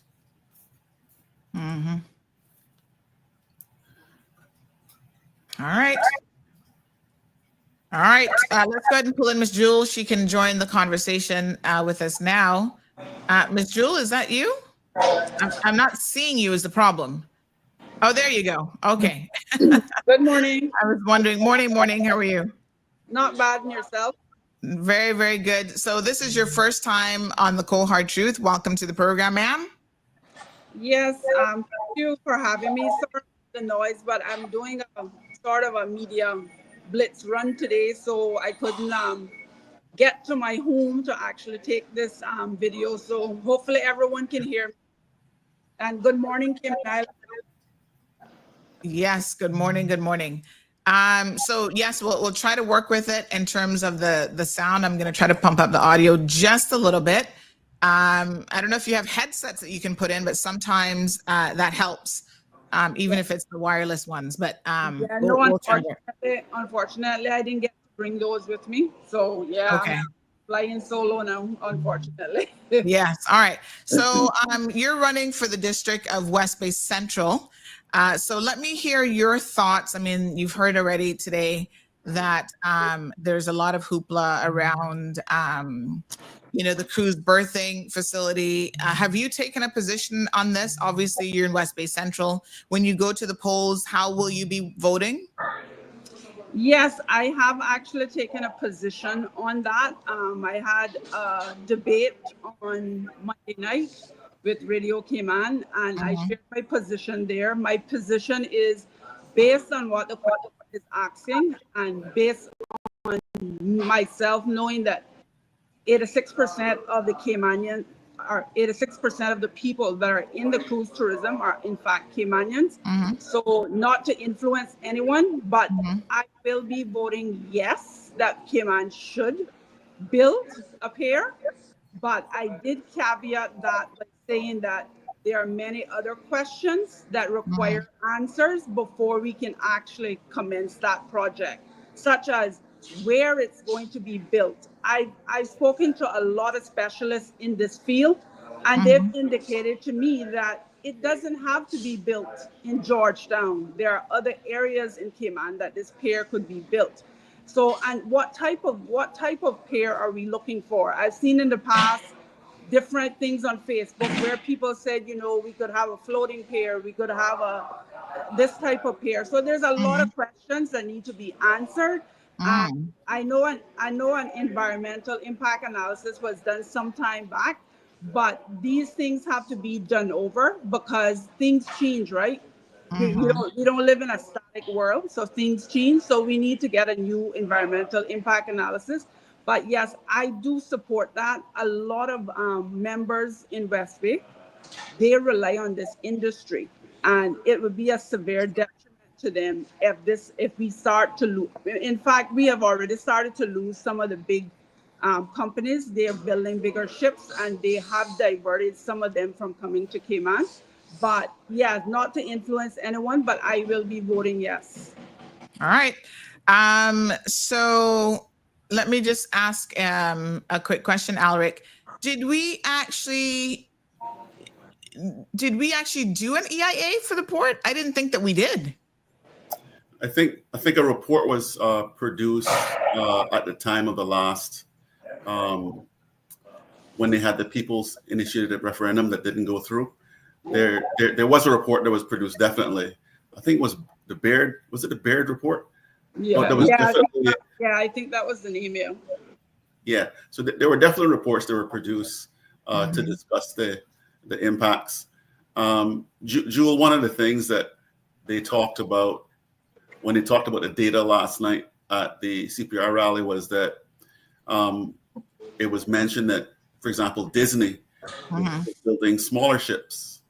So it wasn't clear that all cruise companies were taking the same position in terms of building bigger ships, like you say. So I think one of the things that what was being explained last night was that it wasn't necessarily the case that all of those companies were taking the same position. Correct. Yeah, no, it's not all of them. I read in an ESO report that it was, I think, Royal Caribbean, if I'm not mistaken. I think that one was making bigger ships and was starting to divert from Cayman. And then there was another one, but I can't quite remember that name at this moment. But that was mentioned in the ESO report. Mm-hmm. One question I always have is, Cayman is part of the itinerary, and I think most tourists will want to stop in Cayman. So I'm not sure when it's said that they won't stop in Cayman, when the cruise ships are saying they won't stop in Cayman. I'm not sure if that's the case, because Cayman is probably the number one part of their itinerary. Yeah. Mm-hmm. All right. So let me just clarify, Jewel, you're saying that you're voting for it because to you, the question that you're answering is not if we want cruise berthing, but if you support cruise tourism, because the question is a little bit unusual to be sure. Yes, I agree. Yeah, but yes, I plan to vote. I plan to vote for it. Yes. Okay. So we have a series of videos from the Department of Tourism that we will be posting up later on with the Minister of Tourism and Deputy Premier have interviewed a number of the cruise industry, I guess CEOs and top level individuals. And so they are telling what their position is. And these are, I think, the big four companies. And so they're going to discuss what their position is. So make sure that you tune in for that. That will be posted. And I believe I saw recently where they've created some sort of portal with various information. The government created some sort of portal with various information leading up to the referendum, if I'm not mistaken, as well. All right. Trisha says, guys, for 21 years, they've been saying that they're leaving us. Those same ships, you won't listen until it ends. Been in a while, people, where DOT is in all of this. Why not speak to Rosa, Sandra? So the ministry is the ones who take the position, not Rosa Harris. She's responsible for running the Department of Tourism. So I think that she, I'm not sure if she has an opinion on this or not, but the ministry does have some videos, which I've just mentioned, that we will be sharing here shortly this morning. Tartarian says, how can we lose something that we don't have just asking for a friend? You weren't able to attend the meeting last night, the CPR meeting, Jewel? You weren't there? No, I was unable to attend. I had another commitment. Yes, I know you guys are busy now. There's quite a bit that's going on. So when you hear reports coming out, for example, Ms. Dukran, and she did this presentation last night, where she says that the data just doesn't support the building of these cruise facilities. What do you say in relation to that? Well, this is the thing, right? Like, there are so many reports out there. The ESO has a report. The Department of Tourism actually put out a report a few years ago that I looked at. And now this one that you're presenting. So a lot of reports are giving different information. I don't know who we will get that can provide us with, information that we're comfortable with. So this is why I say, I support the building, but there are many questions that we need to answer. And right now you're showing me a report that is conflicting information that I actually read locally from the ESO report and so forth. So these are things that the new government is going to have to address before any type of construction can be decided on. But to say that I am not for it, no, I think Cayman needs one, because I've seen I visit Bahamas quite a bit because I have some friends up there that I go and visit. And I've seen and I've heard the locals there say what a positive impact it had on their tourism when they built theirs. So it does everything in life, you have your pros and cons. You just have to decipher those and make a decision. All right. Raymond Barnes says almost already lost 80% of Caymanians in tourism, but that 80% represents what percentage of the Caymanian population? So the argument is, should 98% of the Caymanian population have to pay for something that only 2% of Caymanians are employed in? Don't know if it makes sense. I think I get it. What's the overall percentage of Caymanians that are in tourism? Is what he's saying. Oh, okay. Yeah. All right. We have a caller in the line. Good morning, caller. A question or comment? Good morning, Sandra. Good morning, Miss Brenda. Sorry. And good morning to Alric and to Julia. Good morning. Morning. Okay.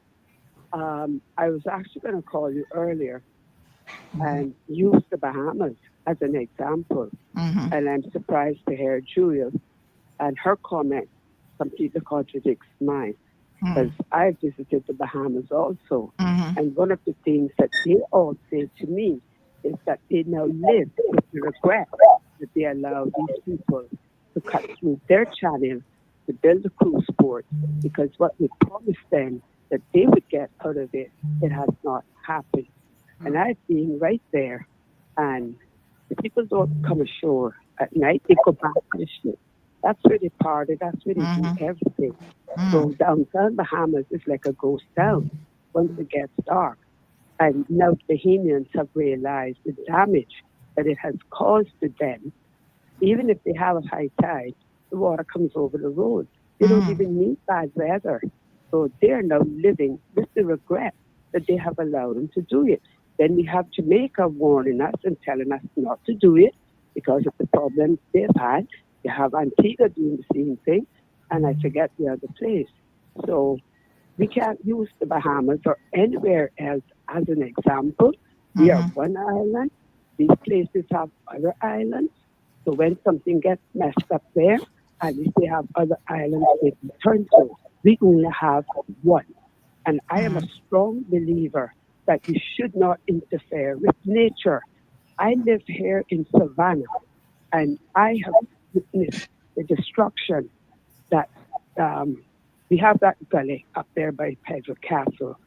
That was put there by nature for a purpose. When that gully got destroyed, that is what has caused all of the flooding that you see coming over from Pedro, making its way up behind Domino's Pizza, down into Savannah Meadows, comes across the Newlands Road, and then it makes another turn, and whoever's in its path is going to get flooded out. That didn't used to happen before. And the older seamen kept saying, "Do not trouble it." They explained what it's for. And now we have to witness that, because it's not a priority either to try to help the people that are being affected by it. And we don't need a Hurricane Ivan for it to cause this damage. When Hurricane Mitch passed 100 miles south of Grand Cayman, that's when we saw the damage that this thing has caused. And that is the result of interfering with nature. I say we cannot afford to take this risk. It's not worth it. I would rather see them put the money into trying to bring back our stay-over tourists and to keep them. We don't make money from these cruise ship passengers. They don't come ashore to spend anything. They don't even buy lunch or a bottle of water on shore. So this is not something anyone is going to convince me that we need in Georgetown. If they could show me where it could work somewhere else, maybe I would change my mind. But until then, and as long as I am alive, I will vote no. We have to protect what we have. Why don't they invest in trying to restore our beautiful 7 Mile Beach? That's what the tourists come here for. We don't have that anymore. Because I tell you what, you can talk about cruise tourism all you want. If we continue to lose that beach, there'll be no reason for them to come here. Yes. That's the point I was going to make. And I would end by saying this. I have traveled, and I have run into so many people who have said to me, "Oh, I used to visit your island every year, but I don't come back."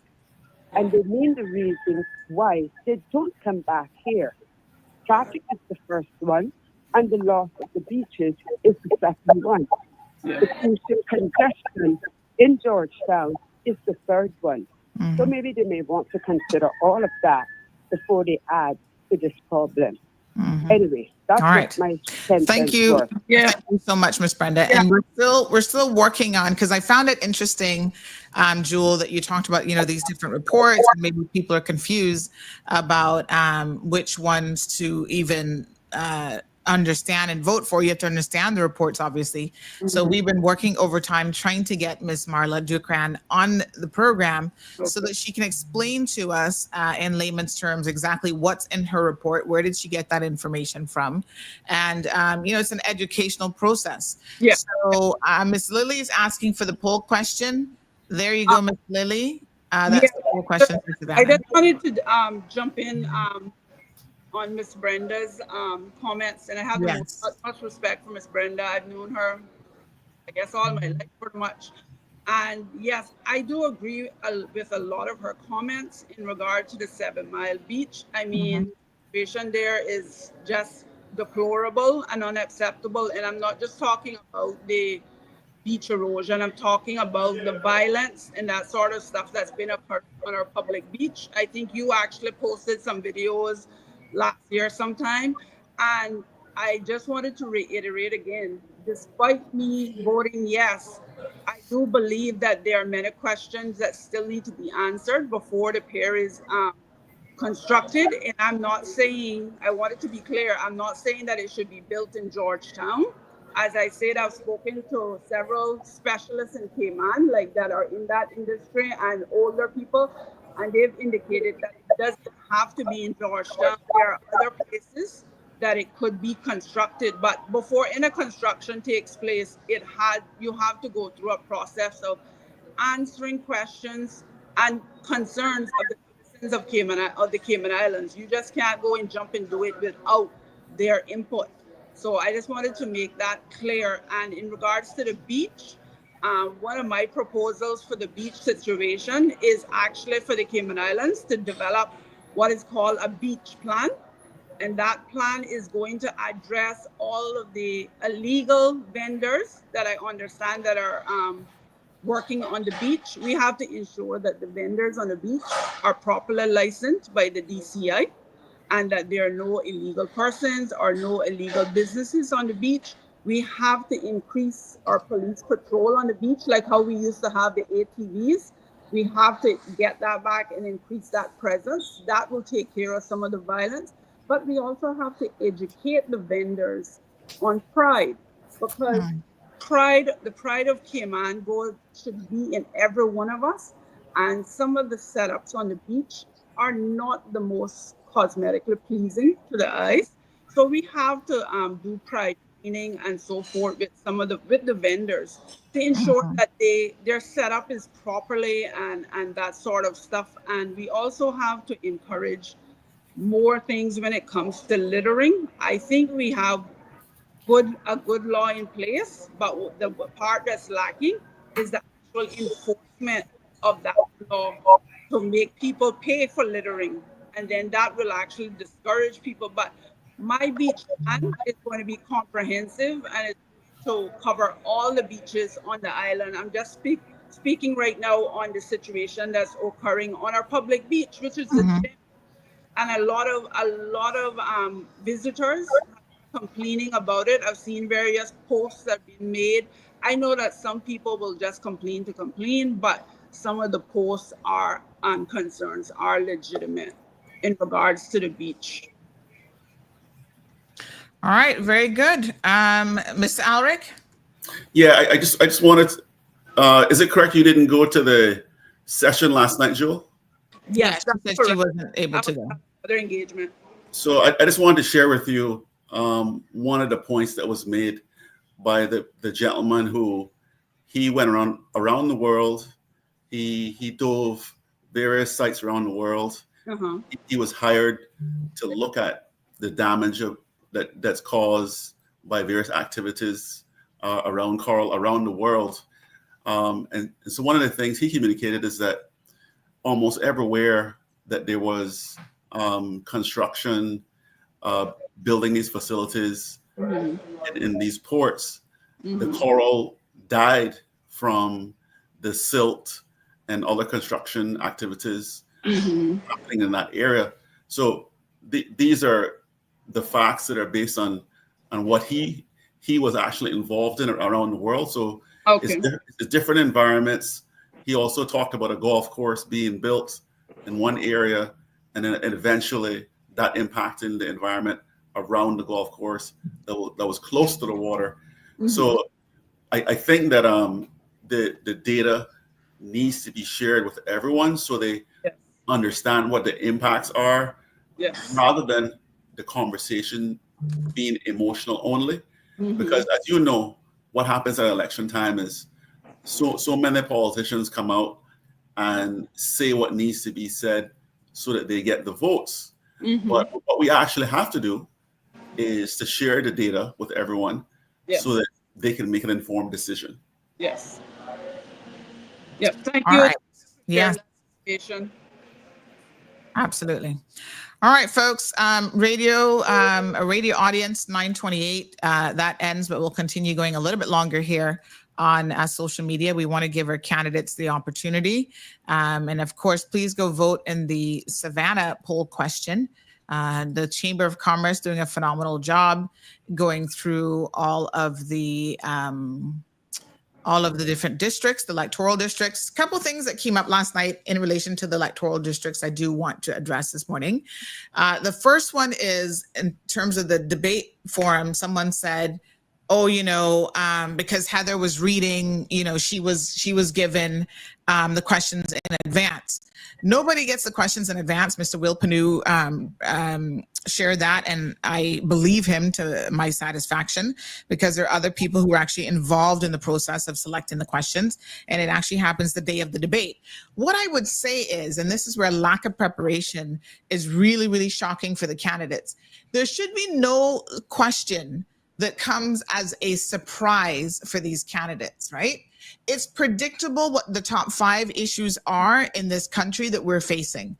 So the vast majority, I would say probably 90% of the questions are going to be in some way, shape, or form related very, very directly to those. So if you have a position on those, you should be able to articulate your position, even if you are, yes, glancing at your paper because she knows that when she gets nervous, she might forget certain things. So even if she was partially reading from a script, she was still prepared and she still answered the questions. When you don't answer a question and you haven't even prepared a script, because maybe some of y'all need to be reading, I don't know. But if you do and you know that that's your weakness, then at least you prepare and you have a script ready.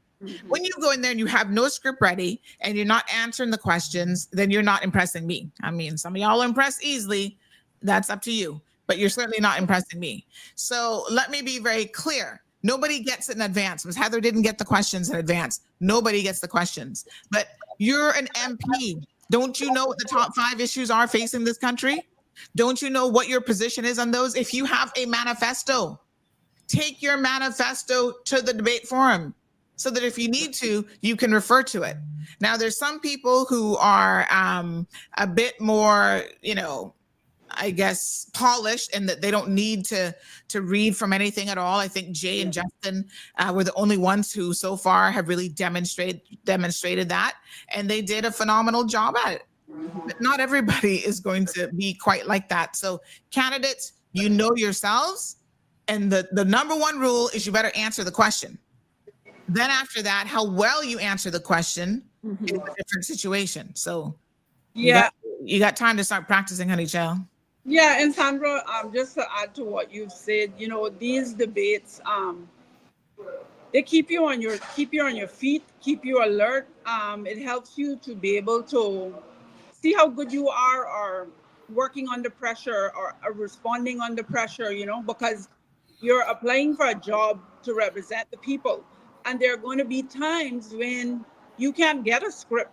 You can't have a script, and you have to be able to wing it, as they say, and you have to make some tough calls in Parliament. So you have to be able to be quick on your feet to to give a response or get your information. So that is one of the things I actually like about the debates, and not knowing the questions. It allows you to really pull that information. But most of the time, you have the information inside of you. It's just And down it's there. just a matter of practice, quite frankly, a lot of times.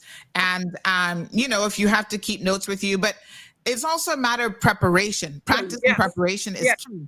So even in Parliament, there's not much that's going to be going on in Parliament that's going to be a shock to you. You know, you see the parliamentary paper in advance. You know what's coming on the debate schedule. And so you have adequate time to prepare for that. Let's talk about you a little bit in relation to this, because I know you're a person who likes to focus a lot on doing research and delving into, you know, questions. How important, you know, if you're elected, how do you see yourself doing in terms of preparing for Parliament and that sort of thing? Is that something that comes naturally for you, or is that something that you have to work on? I always have to work on it. If you want to get better, you must work on it. So I would do two things. I would do my own research, and I would also engage the public. So if I'm in Georgetown South, I would make sure I do meetings to explain to them what's coming to Parliament, and I will get their views so that when I go back to Parliament, their views are incorporated. Yeah. Very good. And all right. Yes, ma'am. I know that we have been in previous discussions about manifesto and that sort of stuff. And I just wanted to let your listening audience and yourself know I just received the final draft from my design person at the printers. So I am just reviewing that, and that should be out before the weekend. So and I'm going to try to send as much electronic as possible, because I don't want to be killing more trees. So, but I will be sharing a copy with you that you can post, and I'll be sharing it with my members of the constituency of West Bay and the Cayman Islands as a whole, so they can see, you know, what I stand for, what change I intend to bring. So I just wanted to let you know that, because I know we were in some discussions about that. Yes. And Jewel, for some of our listeners who may not know you, you're running in Georgetown Central. Do a little introduction of yourself. West Bay. West Bay Central. I was so focused on getting the central part right that I messed up in the district, right? West Bay Central. Go Bears. Well, tell us a little bit about yourself. Okay. Well, good morning again, Cayman Islands, and especially my people of West Bay Central. My name is Jewel Hayes. I have over 20 years in the financial services industry.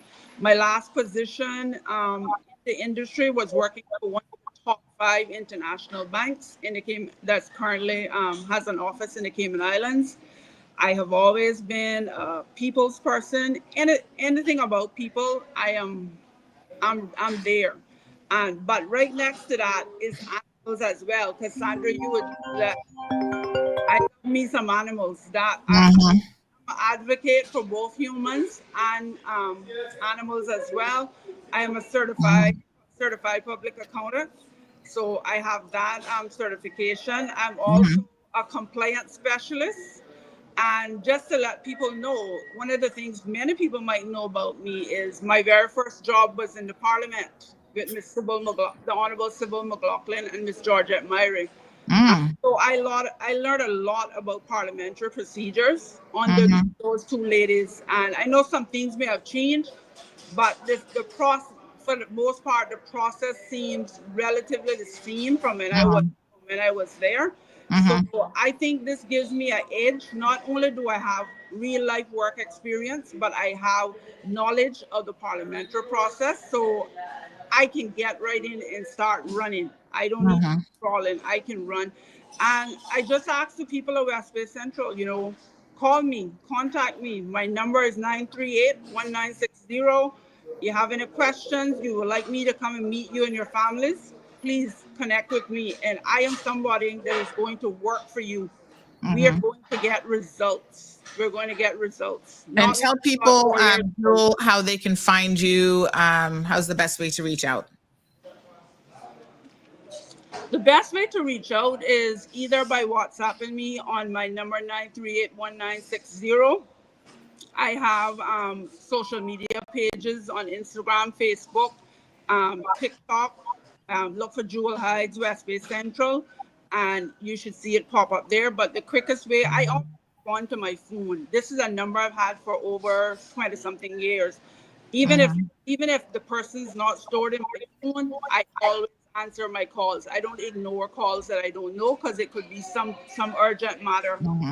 Yeah. All right. We've got a caller on the line. Good morning, caller. Welcome to the program. Hi, good morning. Morning. Morning, and good morning to your guests as well. Morning. Good morning. I just had a two-part question. With the volatility in the United States right now, and we see that Donald Trump is starting to set his eyes on the Caribbean. If by any chance, for whatever reason, he decides to set his sights on the Cayman Islands, if your guests are put into government, will they be willing to stand up to the U.S.? And do they feel that with the volatility happening in the U.S. right now, if the Cayman Islands should start looking at possibly other options and stop relying so much on imports from the USA? Thank you. Great question. Thank you so much. So yeah, I mean, Donald Trump is warring with everybody, and we might be on the list next. We just don't know how we'll be impacted. I can tell you that already, because of the imports being placed in China, that is directly affecting us. I was reaching out to a guy to do some work, a screening guy, and he said that his supplier already told him the cost is going up 20%. So we will feel the impact of the decisions that the U.S. are making, and not in a good way. We see in the headlines this morning that he's fighting with Europe. And for the first time in recent history, for sure, since World War I, I guess, the Europeans are starting to back away from the U.S. and France. His press secretary, I think it was, made an announcement that apparently France would be speaking German if it wasn't for Americans, so they should be ever grateful. So there's a lot of strife and confusion all over the world. We're just but a small little rock in the Caribbean. What can we do, candidates, to try to protect ourselves, if anything at all? Yeah, to actually answer her question, I believe her question is, what would be the impact of Trump on Cayman, generally speaking? That was one and part. What would we do about it? Yeah. But remember that historically, whenever there was a Republican president, that was usually favorable to Cayman. So historically, that's been the case. Now, as you know, he's not doing anything historical. So he's been doing a lot of random things that he promised in his campaign without thinking about impacts. So in terms of what we're going to do, I think it is a good idea to continue exploring trade with other countries as well, and not relying so heavily on the United States for some things.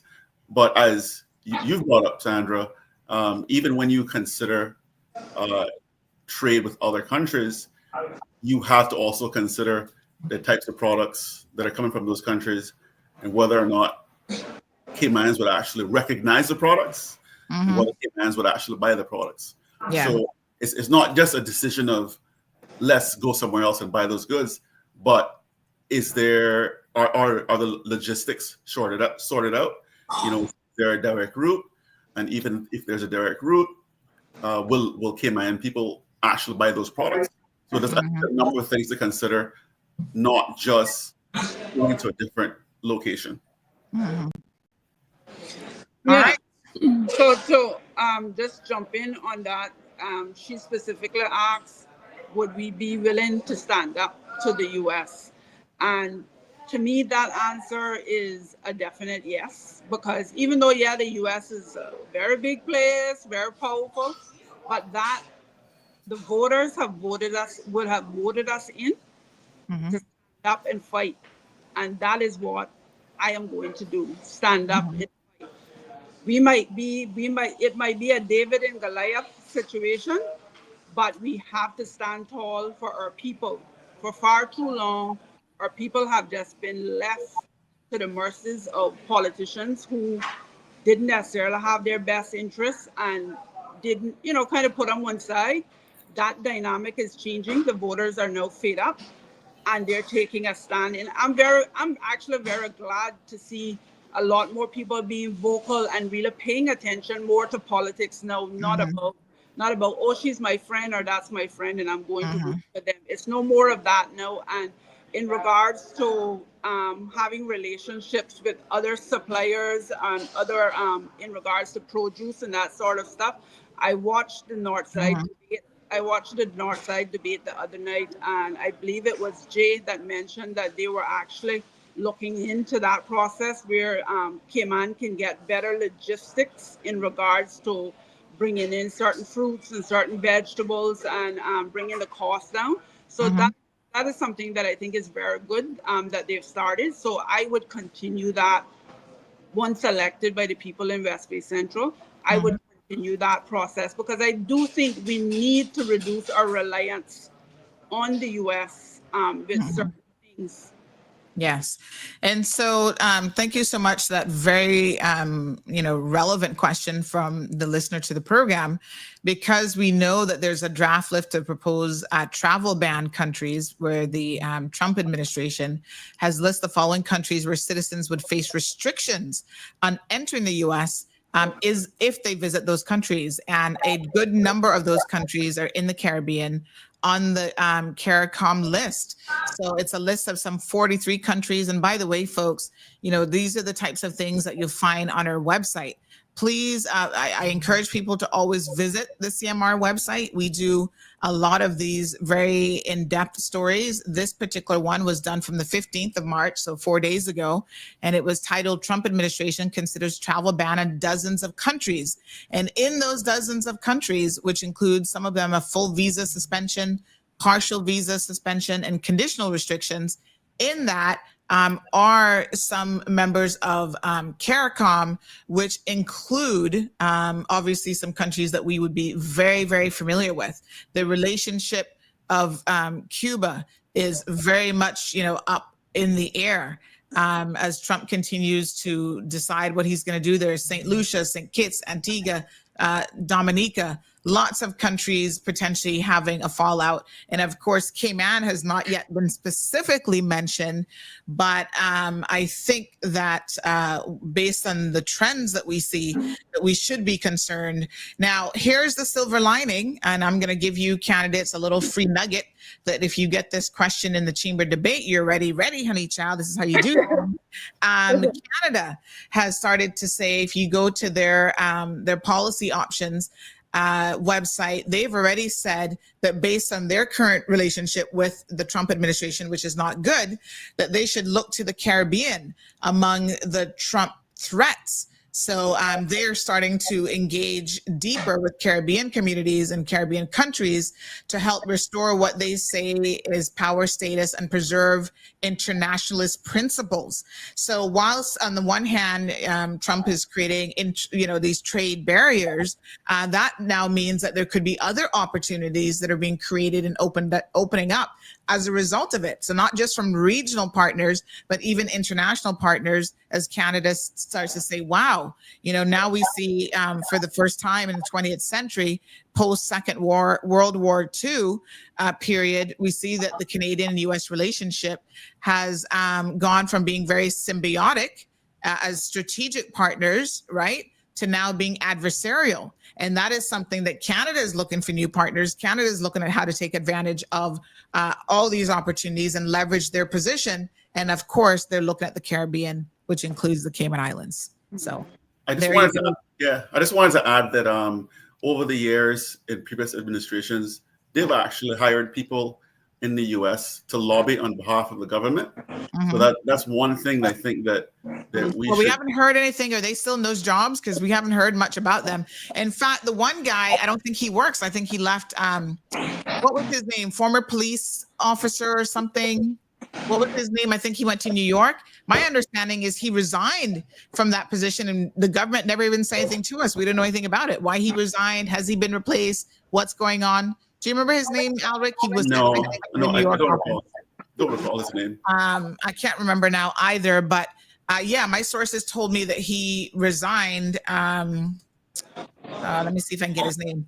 And that was, off the record. And I've not heard anything about his replacement or how that has gone. So, but are they really lobbying for us? Or are they just setting up these foreign offices for someone to have a nice cushy position sitting in a foreign office?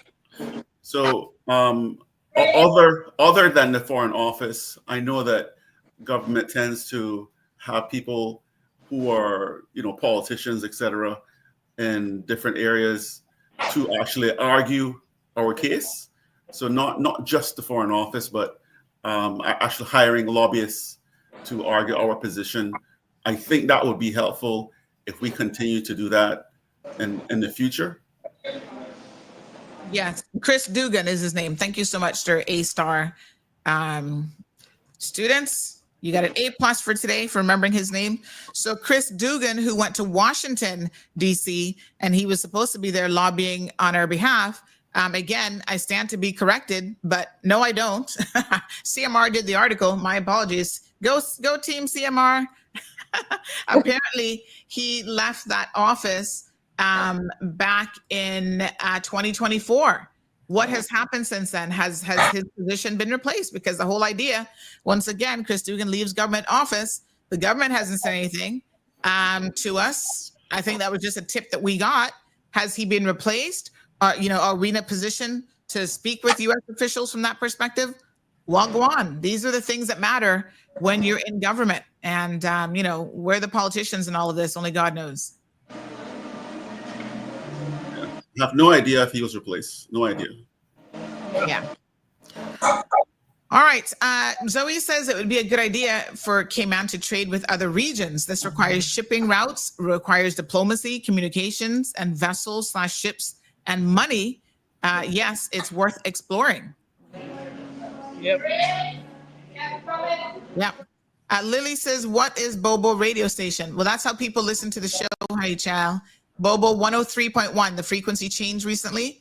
So this show is simulcast on radio until 9:28 in the morning, because then it's the BBC News. Good morning, caller. Welcome to the show. Morning, Sandy. Hey, Mr. Leroy, how you feeling today? Feeling even worse than I did yesterday. Oh, no. Me and my parents caught up in an argument. You and somebody got into an argument? Yeah. Oh gosh. I'm trying to tell this man that, I got my court case and he got his court case. Mm-hmm. And at the end of the day, he told me he don't want me to be in his BS. And I don't, and he thinks that I'm trying to get it correct. He thinks that he's in my BS. Mm-hmm. And I'm trying to say, listen, if you don't want to go to court, but the next time you let me get false arrested, you're going to be bloodshed. I guarantee you that. There's going to be some real bad person going on. And I'm just talking, I'm going to be talking in a language from French straight back to Patois. Yeah. Well, don't, my advice, Leroy, is obviously don't get yourself in any legal trouble, because, that will only compound. I can't even concentrate at work right now. Yeah. I mean, I don't know what to do. Yeah. This is what you do. I'm going to give you some advice, right? In life, you have to learn how to run from trouble. Okay? Don't trouble if trouble don't trouble you. So run from certain situations. Don't hang out with certain people. Just, stay off of social media for a minute if you need to. That would be my best advice. I only went to warning. Yeah, don't even do that, Leroy. Just lay low and focus on your mental health, focus on your sobriety, and don't get into anything else. I'm doing very good. Yeah, Leroy. I actually came by this Alric. I came by to look for you yesterday at work, but they said you weren't there. So I come by and chat with you today. All right, Alric is gonna come and check you, okay? Yes, sir. Yep. I'm gonna be here, bro. Yeah, I'll check in. Right, dear. So he'll check in on you, and I'm gonna try to give you a little call later on as well. Thank you. All right, my dear. Thanks so much. Sandra, so, Yeah. I have to jump off because I have another thing to go to. But I just wanted to say thank you for having me on to the show. I've been wanting to get on for a while, but was waiting on the manifesto and all that. But anyways, we'll get the manifestos to you shortly. I just wanted to say thank you to the Cayman Islands for listening to us this morning, sharing our comments. I encourage all voters to engage with the persons who are vying for those seats. Learn as much as you can about them. See who is going to fight for you. See who is going to advocate for you in Parliament. That is the person you need to vote for. And I say to my people of West Bay Central, I will be the candidate that shows up. I will be the candidate that works for you. I will be the candidate that brings positive results and a positive change to you and your family's lives. I am all about prosperity and I'm all about hope. That is what my campaign is based on. And I just want to encourage all the people of West Bay Central to vote for me, candidate number 2 on election day. All right. Thank you, Ms. Jewel Hides. Thank you. Bay Central. West Bay Central. Yeah. All right. Thank you. Have a good one. Appreciate it. Thanks very much. All right, folks. We're not going to go into too much overtime today. Alric, I know that you've been having some community meetings. You've been hitting the ground running. Tell us how you've been finding it. How has it been going so far? It's very positive, and I have one group meeting today on Walker's Road, and then another group meeting tomorrow. These are with residents in large apartment complexes. So they wanted to meet so that they could share their views. And these are people who weren't able to make it to the bigger meetings. So I think what I've found is I think people prefer to sit down with you and they feel more comfortable rather than being at a public meeting to say exactly how they feel. And of course, in some cases, some people are civil servants. And so they don't want to say a lot of stuff at a public meeting. And they feel more comfortable sharing with you at a smaller private meeting. So overall experience is great. I'm learning a lot. In some cases, I've said before, the manifesto is a living document. And what's amazing is that even though I had a view on one or two things, after speaking to more voters who gave me more input, I was able to improve the manifesto. So it is a great experience. It just tells you that this job is about serving the people, and it's not about what you think necessarily. It's about what the collective people think and what they're going through and how you can resolve those issues. But it's a great experience so far. Okay, wonderful. All right, well, keep it up. Lots of people I know wishing you well in the upcoming election. And Alric is running for Georgetown South. Yes, not West Bay South. I just want to mention one thing you mentioned earlier about the preparation for those debates. Yes. Well, I'm not aware of anyone getting the questions in advance. But a good guide is if you look at the questions that are being asked in all these debates. Yeah, they're pretty much all the same question. Yeah, so you're always going to get a question on what you think the top issues are. Yes, you're going to get a question on immigration. So there are just some standard questions. So it is possible to actually guess. Yeah, and I mean, listen. I mean, people are looking for solutions. So it's very, very important that you focus on the solution. But having said that some general areas are coming, you also have to be paying attention to the specific question that is being asked with a view to answering the specific question. Because one thing I've noticed that they've done is some questions are about the constituency level problems and addressing those, and some are national questions. So I would hope that the candidates are sitting there, not just with a script, but they're actually paying attention to the question and answer the question that is actually being asked. So thank you so much, Sir Alric, and good luck with your ongoing candidacy. Thank you. And we'll see you next week, if not before. So a lot of these candidates, folks, are sharing content on social media. I invite all of you to view their content. Of course, we will be sharing it. They're customers. We've got paying customers now who are Team CMR in terms of they've come to our platform to get their message out there to a much wider audience. And we will be doing our part to ensure that gets done. So I want you to listen to a few of their messages that now we're going to be playing for you. Before we get to that, let me answer a question or comment from Selvin. Selvin says you're running a poll /poll. No, we're not running a POLE. We're running a POLL. Two different polls, honey child. This is not a strip circus here.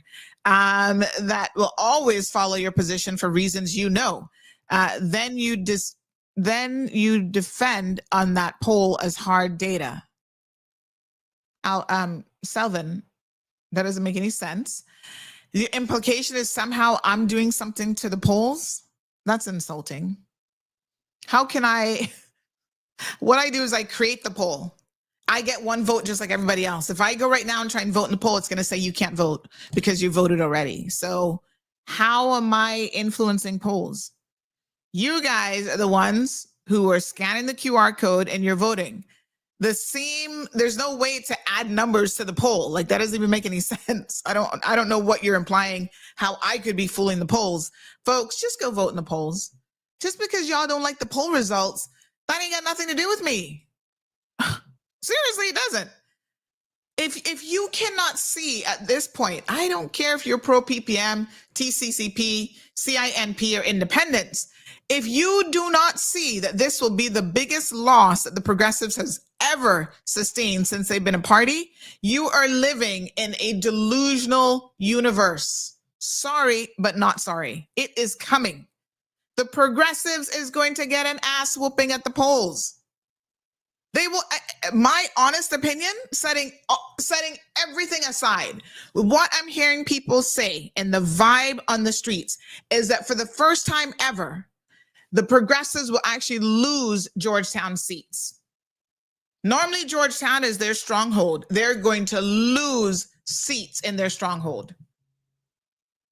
I'm just saying. Oh, this is the Bodtown station calling me because I'm trying to help them with a situation with a child. Hold on one second.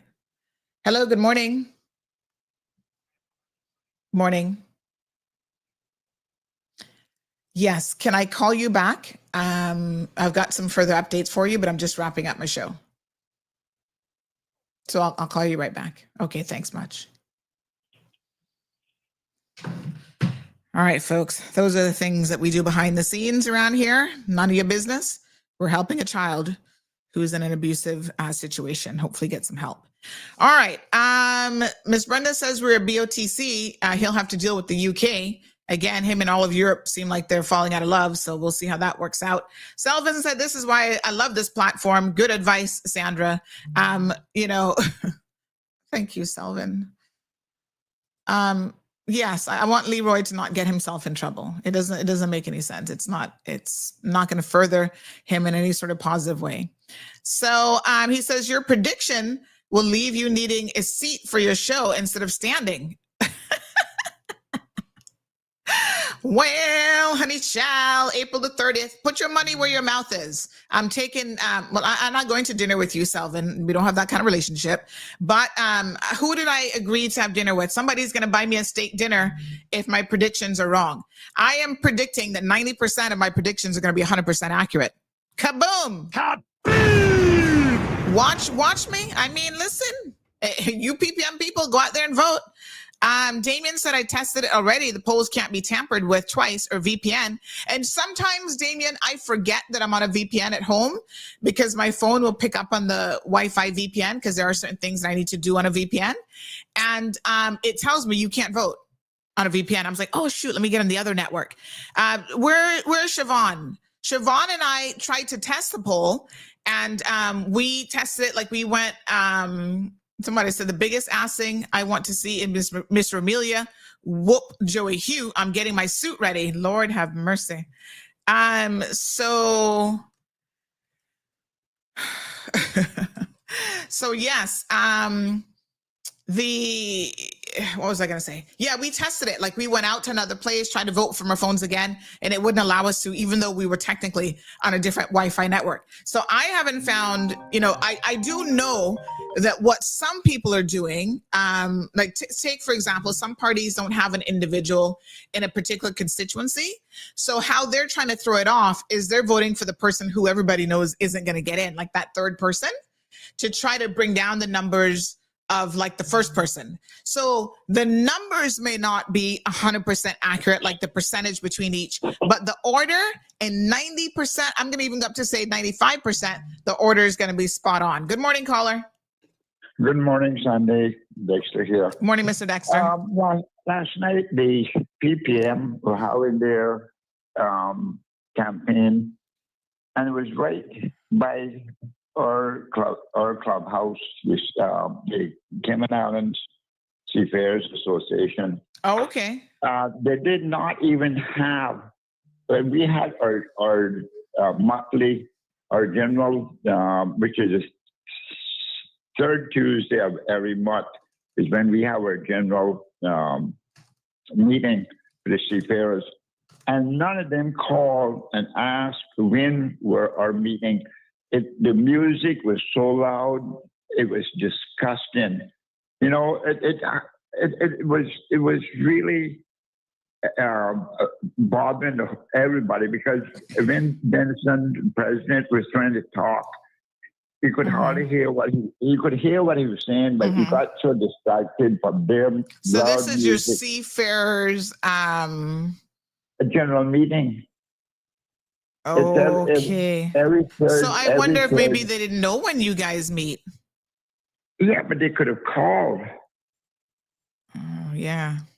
We've been having these meetings now for the last years. Yeah, long time. Last year, but every year, every month, we have these general meetings. You don't want to assume, or you don't want to be generalizing that, but at least you should have had the courtesy to call and says, when is your next meeting, so we would know, and put off the lid there. So where was the meeting in relation to the seafarers? I'm trying to position where, I'm trying to understand where they'd be having a meeting. Right across, there's a bar, used to be, you got this Cape Brew. Oh, where and then there's a bar right across that mound. The music was just, it was so loud. Is that bar still there? Is the bar still there?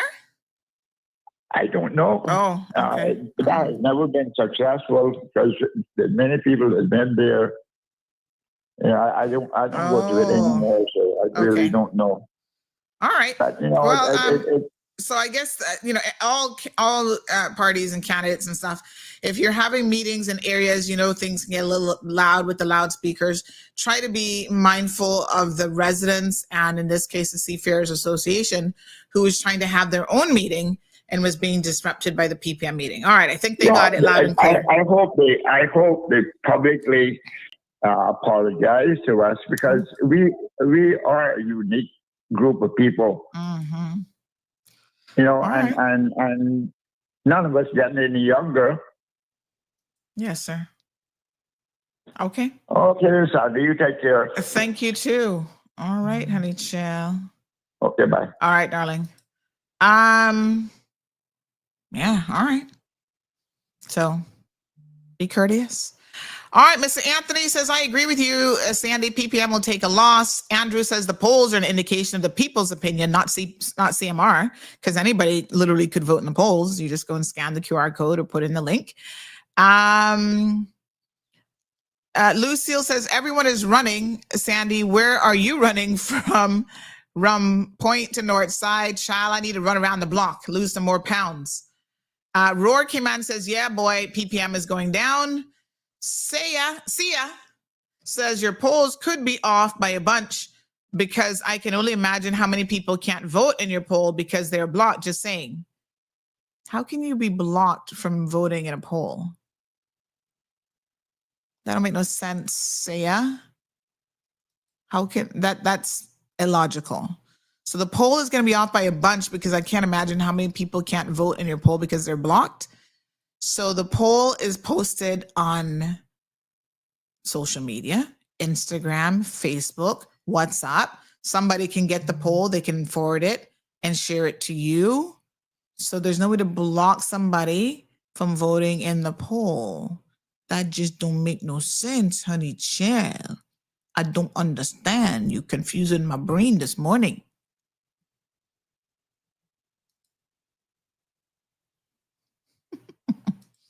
Miss Darlene says, I know if Ramelia Welcome took Jerry's seat, a hearse would have to be called. Lord Jesus, that's going to be something. By the way, did you guys see the editorial yesterday on this? Go check it out. Someone reached out and submitted an editorial about, this David and Goliath, Miss Amelia versus Joey. And they said, listen, just like how Kenneth took out someone that everybody thought was unbeatable, don't be too confused. Anything is possible at the polls. So I'm like, ooh, honey child. This one said, oh my gosh, Sandra, you just made my skin crawl. PPM, a whooping coming, girly. Hot mess. Roar says, I'm afraid they will write it. What do you mean they will write it?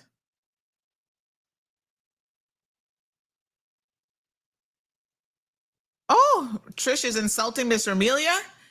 She says, Amelia, people, please, if English and protocols are waiting on pigs to fly. Ooh, keep talking bad about the underdog, because normally that helps the underdog, because people go, this is the level of arrogance that the PPM has been known for in the past that has indeed cost them their seats. So go right on through. Keep it up, girl. You only helping Miss Amelia. Y'all gonna be surprised. Damien says, Andrew, not everyone watches or listens to CMR. So those are the opinions of CMR viewers who have access to the polls. But Damien, stick a pin now. Not everyone watches the show, that's for sure. Although we have 10,000 views per show, that's a lot of people. We have over 150,000 followers on one social media platform alone. So you don't ever have to watch this show to get access to the poll. And so, lots of people would have access to the poll that don't necessarily ever listen to the show or anything like that. It doesn't mean that they don't have access to the polls. I'm just saying. And people share polls. So I get stuff on, on WhatsApp. They circulate it on WhatsApp and it's shared and it goes to, so for example, our poll goes to the CMR WhatsApp channel. That's about 1,200 people. Then we've got several groups, Washington Boulevard and Windsor Park and the Florida group. And they have hundreds of people between them. And a lot of those people may not watch CMR, but they still got the poll. So, that the logic is a little bit off. And if you didn't get to, let me say this, I don't want you voting in a poll if you've never actually watched the debate. So let me also share with you the debate link here so that you can go and watch that in case you've not had an opportunity to watch it. Listen, April the 30th, we will all have an opportunity to review the poll results. That's one of the things that we will certainly be doing. And so you will see whether or not my predictions are right or wrong and vice versa. And we can all talk about it. I am quite looking forward to that, in fact. Let me just see here if I can find last night's poll question. Alicia Thompson celebrating a birthday today. Happy birthday to her. Hold on. I'm getting the link for you. Oh, yes, here it is. So this was the Savannah one. So far, it has 8.9 thousand views. And you can find it on YouTube as well. This is just the Facebook link that I'm going to share, but you can also find it on YouTube. Okay. Kate says PPM has never shown respect to the people in general. And the other reason why I think they're in a lot of trouble is their candidates at the debates thus far have not performed very well at all. So Tartarian is asking if the poll is limited to people in Cayman only. Unfortunately, that is not something we can control. So we can't IP block based on countries. So unfortunately, no. But you know. Marshall says, my question is, how accurate is the poll? Because I'm not sure everyone voting in the poll is an actual registered voter. They're not. And this is something, Marshall, you bring up a good point. Not everyone, again, we can't prove. I mean, we could force people to register to the poll site, but I found that was a bit cumbersome. Like, who's going to want to do that for poll? But what I would say is the general sentiments of the community and where people are going is easier to read than you think. And like I said, this will bear out in the actual results, right? So you'll get an idea when the results come in on election day. And if you have been a voter in this country before, you can also understand on the back end, Damien, I can see where people are voting from in terms of countries. So I can tell you that information. That's not something, hold on one second. Let me look at this one. That's not something that you obviously would have access to, but I am monitoring that. And I can tell you that the vast majority of people participating in the polls are right here in the Cayman Islands. So let me see here, voter analytics. So yes, there's some back end voter analytics that I can actually view votes per country. So for example, for this one here, the Cayman population is basically 79% of the people voting are from Cayman. You have some elsewhere, but you can't discard that those people might not be poll voters. Like they might not be, for example, Caymanians who are going to vote by ballot. So, yeah. Good morning, caller. Good morning. I'm tuning back in. You took the words right out of my mouth. Mm-hmm. We have Caymanians that are eligible to vote that don't live in the Cayman Islands right now. Mm-hmm. And the second thing is the polls are they're just polls. Taking a pulse of the community. Nobody is saying that the polls are 100% accurate and that they're going to determine what happens on election day. Mm-hmm. Like, we know that. Yeah. But my position is, and this is my personal opinion, is that the polls will be largely accurate. So they probably will have a very good indication of how people are going to vote. I agree. Yeah. But we can't say, oh, they're 100% accurate. Yeah, nobody's saying that. Of the election, yeah. Exactly. So, all right, thanks. Yes. Yeah. And then, I mean, registered voters are all over the place. But anyway, here's a few messages from some of your candidates, folks. My name is Romelia Welcome, candidate for Georgetown North.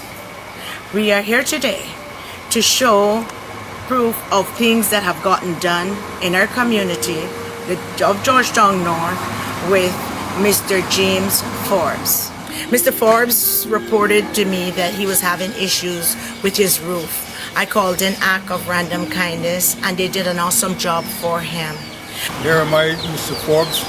I have reached out to Ms. Romelia Welcome, and she had did a lot of work for me, like fix my whole entire roof, tear up positions in my house to do them over, and everything that she had did was up to date, and I could appreciate whatever she's doing, and I will be grateful that she will be represented north of Georgetown.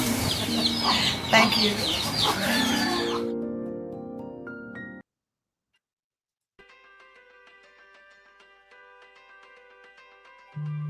Good afternoon, and my name is Matthew Bikes, and I am 33-year-old, and I am here for supported for the West Bay North constituents, and who I will be voting for encourages to support is Ralston Malachi England, West Bay North candidate. He is very supportive, kindly inspired, encourages, and the most vertically determined that he is a passion of education. I used to be for the special education school when he was Ministry of Education in 2009.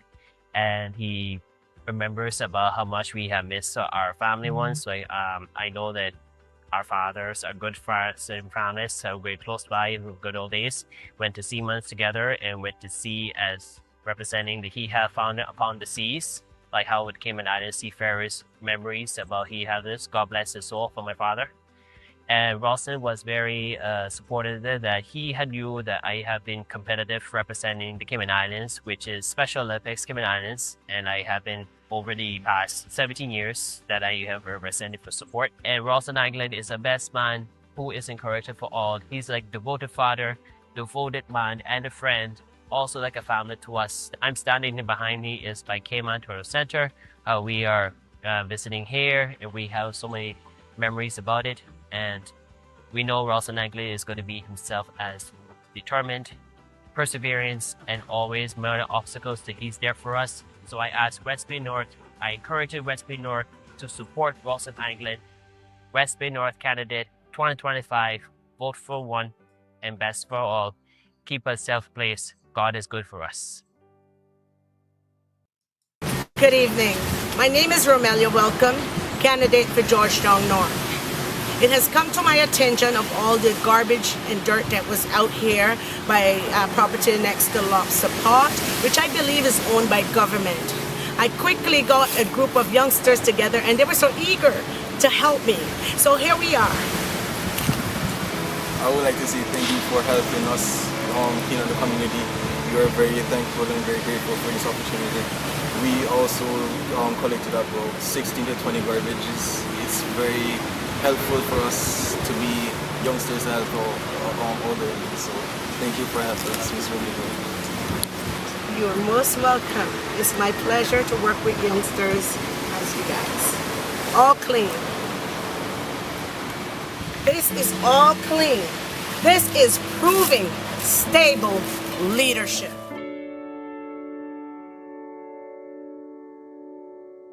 My name is Deborah Susan E. Banks, and I met Ralston in 2009. That's when he was elected as Minister of Education, and that was my first encounter with him. One of the things that I thought most admirable about Ralston would be that he's not a talker, he's a doer. So take for example, we have issues with parents who are having issues with their children in schools versus teachers. Instead of having chief officers speak to those parents, he would have those parents come into his office and he would meet with them personally. He was one of the first ministers that I knew of that was very involved in all PTA meetings. He went to the public schools. He made sure things were implemented that had not been implemented before. He has a list that would take the rest of the afternoon for me to speak of his achievements during my tenure in the ministry with him. He was a mover and a shaker. He made a big, big difference.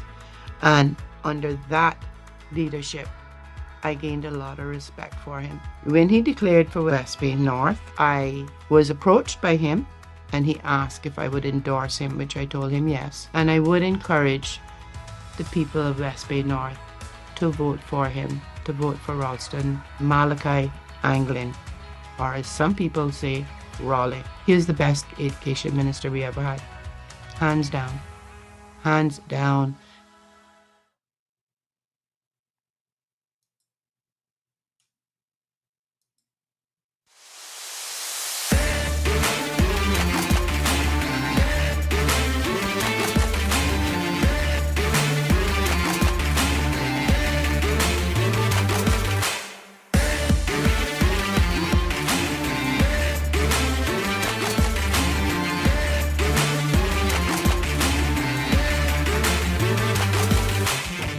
In October of last year, I went to the Florida Caribbean Cruise Association conference.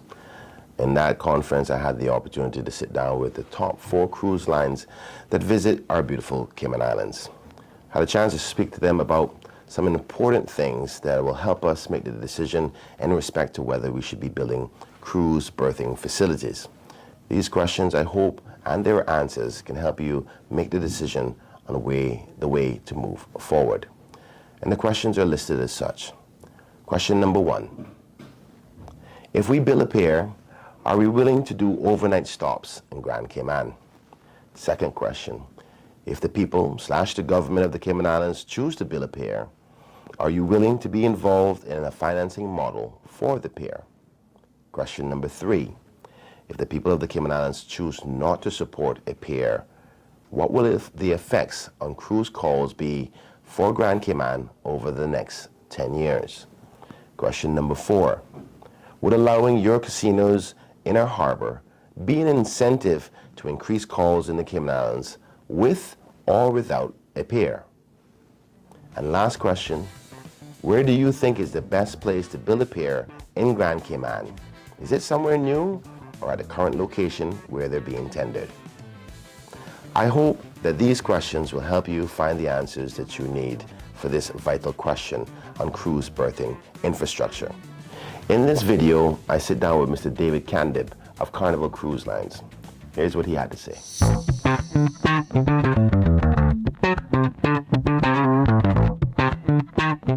I think relative to the overnight calls, I think the chances of that would not be great because today, just in general, relative to the deployments and where you see kind of cruises sailing from the United States and the various home ports, reaching, the Western Caribbean, it's not something that we do. So I don't believe having a pier would really change the dynamic of us staying overnight in a destination such as Grand Cayman.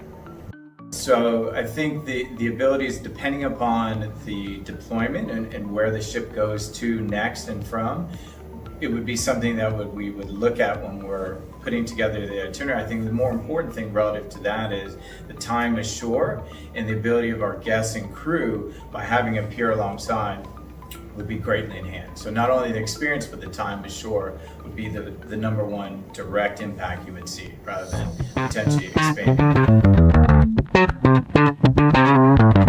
So I would say we certainly, we look forward to the outcome of the referendum.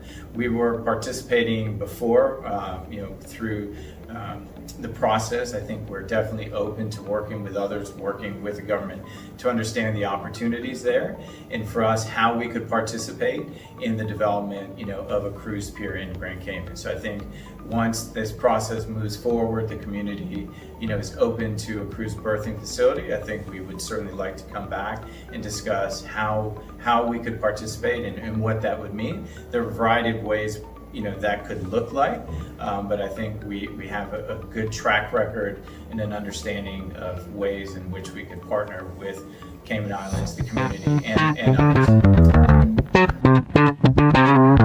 So I think relative to Carnival Corporation and Carnival Cruise Line specifically, I would say the numbers, unfortunately, would continue to go down because now from a Carnival Cruise Line perspective, we have 3 of our largest ships that are sailing from Florida and the Gulf Coast. Those aren't reaching any destination today, which requires tendering. And we have two ships similar to the XL class and 3 new built, which are even larger than that. So 5 of the new next class of ships will not be calling any destination that requires tendering. So unfortunately, that would mean a continuation of deployments, that won't reach destinations such as Grand Cayman when we have to tender and consider it. So I think it's a combination of having no pier and being able to plan and looking at the horizon, as well as saying we now have to look out into 2033, understanding the ships that are coming in, what those ships are going to replace. Those ships may be replacing a current ship that is calling on Grand Cayman. So this is kind of like the add-on effect in terms of understanding where these ships will be home ported to, what types of itineraries those ships will be going on, and certainly the impact may be as the next ship may come, which replaces a ship that is currently calling on.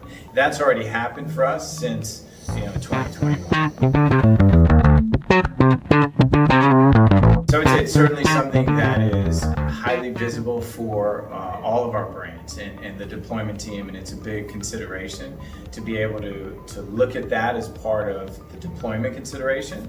I would also ask that maybe the consideration for the bar and the allowing of multiple bars on the ship in combination with casino would be something certainly that would I think incentivize all of the brands under Carnival Corporation to take another look at Grand Cayman and explore those opportunities. So I think we're open to exploring other locations on Grand Cayman. I would say a lot of work was done, looking at the current location and how that could be done in an environmentally and sustainable manner. So I do believe that's certainly a place to start from. And if there is, other exploratory ideas or locations that are equal or potentially better, I would say we're open to it. But I would first start of the location that was considered before, because there was a lot of environmentally and scientifically sound evidence that makes us feel comfortable that something could be developed there to the benefit of all. Well, there you have it. Some good feedback from a major cruise line from Carnival from Mr. David Candip. Hopefully that information helped you put things in perspective. Make sure you stay tuned for the next video to be released in this video series, Hearing from the Cruise Lines.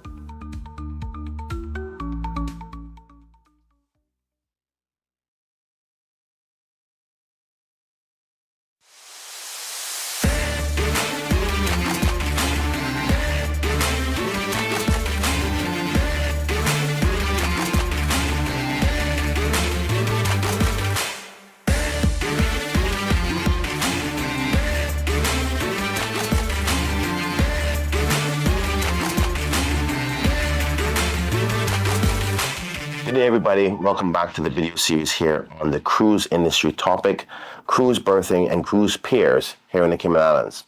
Hopefully you've been watching our previous videos and have enjoyed them and been informative for you.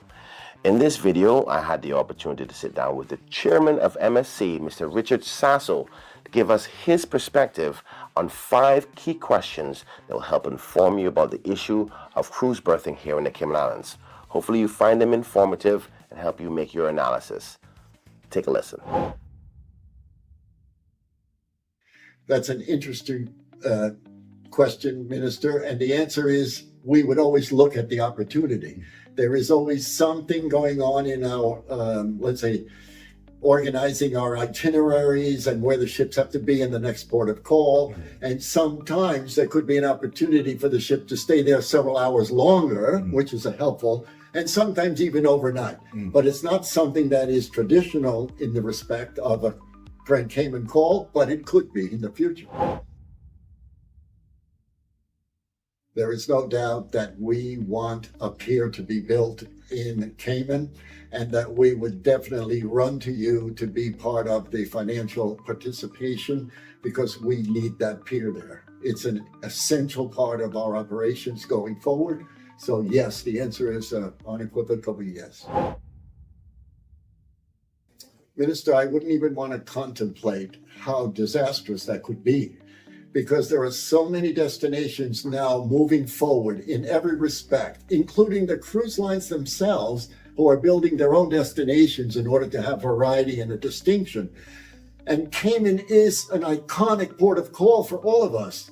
But without a pier, it makes it almost difficult for our larger ships to ever stop there.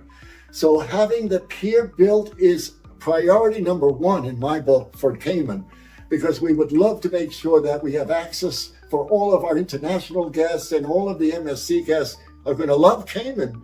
But without the pier, it makes it so much difficult over the next years to increase our calls. As a matter of fact, calls are declining because there's no pier there based on the size of the ship. So this is a must. The referendum is a must. Without contradicting the results of that, that's way too low. It's going to be much more than that. MSC alone is reducing its capacity because of the size of the ships. Can't tender there. It's not safe to tender in a port of call. It's not convenient for the guests to tender in a port of call. They lose 4 hours on shore because they're tendering. They have queues in order to get back to the ship. They want 7 Mile Beach. They want the Cayman people to interact with them. But without the pier, you're going to lose a lot of future business. And I think you really need to put now this to bed and build a pier.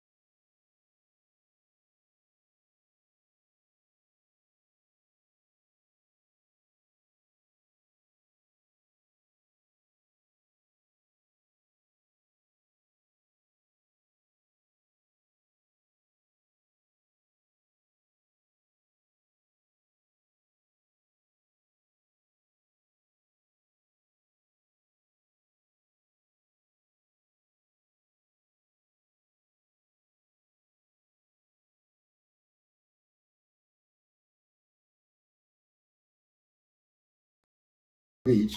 They want the Cayman people to interact with them. But without the pier, you're going to lose a lot of future business. And I think you really need to put now this to bed and build a pier. The answer is probably yes, but I think that it's not significant enough. The pier is going to be the game changer. It's not going to be whether the casinos can be stayed open or not open. If you have a pier, the pier is the game changer. And it's something that we will do whatever we can to help the community understand that, because we want our guests to visit there. And we want to be able to improve the economy of the Cayman Islands through that, and all the people that are survive off of our arrivals. But that pier is a must. Well, I think you might want to keep the tendering situation for the ships that can still come there and tender when you have a capacity situation. The pier, probably the cargo facility area, if that was moved and you put it someplace close to town, it would be a magnificent footprint for Cayman to have that beautiful new pier, those beautiful ships docked there, all those guests getting off and enjoying hells. There is no doubt that some place close to town would be the most logical place to do that, and probably the area where the cargo facility is now would be a good spot. Some interesting feedback there from the chairman of MSC, Mr. Richard Sasso.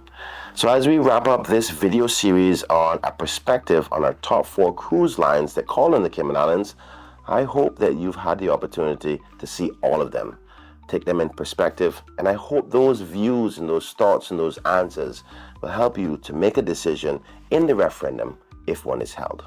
With that being said, may God bless you, God bless the Cayman Islands, and may God bless our cruise tourism industry.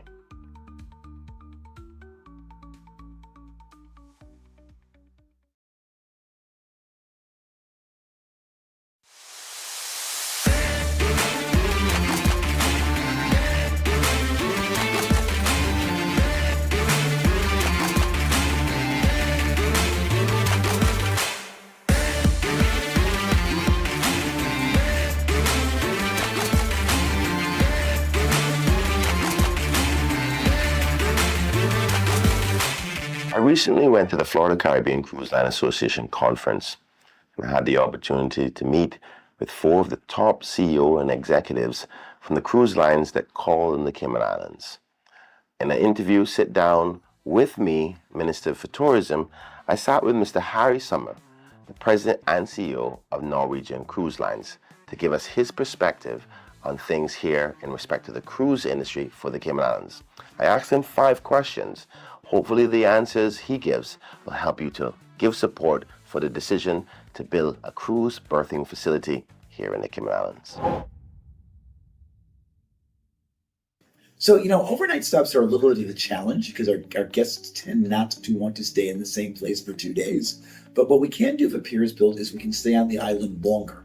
So I can absolutely see scenarios where we stay on the island till 8, 9, or even 10 o'clock at night so our guests can enjoy the nightlife in addition to all the beautiful things there are to see during the day. Sure, it's very common for us as a cruise line to enter into some sort of private-public partnership with governments, with local governments, with peer associations in order to build pier facilities. So absolutely happy to help financially through guest commitments, through various means in order to support the construction. Unfortunately, as our size of ships are getting slightly larger, tendering is becoming increasingly no longer feasible for our type of guests. So unfortunately, if there's no pier, I would imagine that our pulls at the Cayman Islands will decrease further over time. That does sound about right. I wouldn't be surprised if it was even a little bit more than that. So I think if there's no pier, we have the same challenges that I just mentioned in the last question, that our ships physically won't be able to go there anymore. But I think if we had a pier and the casinos were open, I think it provides the perfect opportunity for us to have longer stays, because we can open our casinos in the late afternoon and evenings, and the people that enjoy gambling can stay on the ships, and the people that don't enjoy gambling can go on shore and enjoy the beautiful nightlife in the Cayman Islands. No, I would think that being somewhere near where our ship's being tendered right now would be preferable. But I want to emphasize that a proper study should be done, looking at environmental factors and things along those lines to make sure that we're building a pier in the best possible place. We want to preserve the natural beauty of the island. So I would urge a proper study to be done to figure out the best location. Some interesting perspectives there from Mr. Harry Summers of Norwegian Cruise Lines. We thank him for sitting with us and giving a perspective so we, the people, can have viewpoints on how the cruise lines see it. Hopefully you've had a chance to watch our other videos, and make sure you stay tuned as we interview more cruise lines on the perspective of the cruise industry and the necessity for cruise piers here in the Cayman Islands.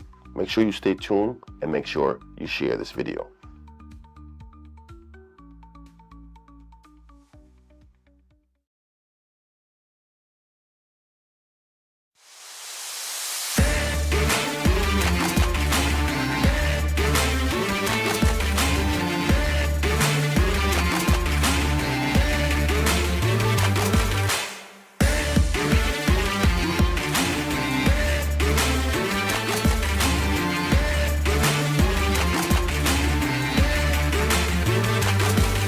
Thank you for tuning into this video.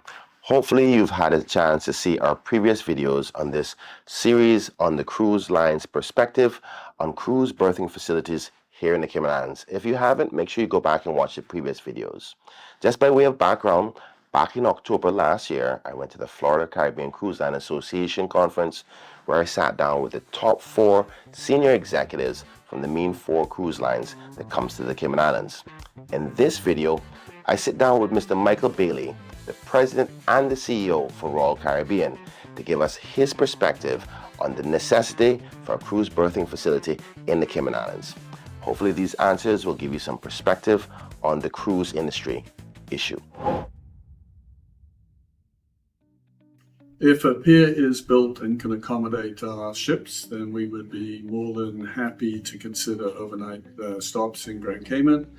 Consideration, of course, is how our guests view the experience that they have. So we would have to work with the people and the communities in Cayman to make sure that if we do have overnight stops, then there is adequate entertainment, dining, and activities that they can enjoy. Otherwise, they just tend to come back to their home. So yes, we would be willing to consider that. It's too early to make any kind of commitment of that nature. I would say that if you recall some years ago, Royal Caribbean and some of our cruise colleagues in the industry spent a considerable amount of time putting forward a proposal to build a pier in Grand Cayman, which ultimately was decided to discontinue that. I think that we view the opportunity as very strong. If the people of Grand Cayman and the government of Grand Cayman want to move forward with such a project, we would be very happy to come and sit at the table, and I'm sure my competitors would be equally interested to come to the table to talk about how we can bring this project to reality. I think the reality of the cruise industry is that it continues to grow. It's exceptionally popular with the American market, the Europeans, and globally. And if you look at the order books of new ships over the next decade, they typically trend towards the larger class of ships. For example, Royal Caribbean, we just recently introduced the Icon of the Seas and the Icon class, and that's on our order book now for the next several years. I think what we're going to see is if there is no pier accommodation for these big ships, they will continue to sail on by. And I believe that the numbers now for Cayman are already seeing a decrease in cruise tourism of a few percent a year.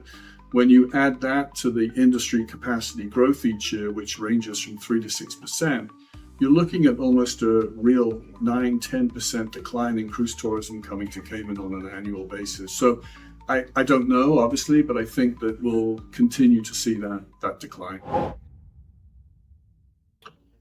I really don't think that would make a significant difference with or without a pier. With a pier, it could make a difference, but without a pier, no, it's not going to make a difference because our ships, as I said, are big, and as the nighttime comes, it becomes far more an issue for safety transporting large numbers of tourists in the nighttime from, the dock to a ship? That's a great question, and I've been asked that question before, and I'm going to give the same answer, which is hundreds of years ago, when whoever the sailors were that came to the Cayman Islands, those sailors were master seafarers. They sailed the 7 seas. They knew everything about wind and sea condition. They picked Georgetown, Grand Cayman as the perfect spot to build a harbor, to build a pier, to be able to accommodate shipping. And that is the same today as it was hundreds of years ago. Typically, where countries have their ports is exactly the perfect location based upon wind, sea, etc., that really make it the best place to accommodate shipping. So I would say exactly where it is today. That was the feedback from Mr. Michael Bailey, the president and CEO of Royal Caribbean. Hopefully, it helped you out with your analysis on what to do about the cruise industry in the Cayman Islands. Make sure you watch our previous videos and the videos to come. Thank you for tuning in, and don't forget to share.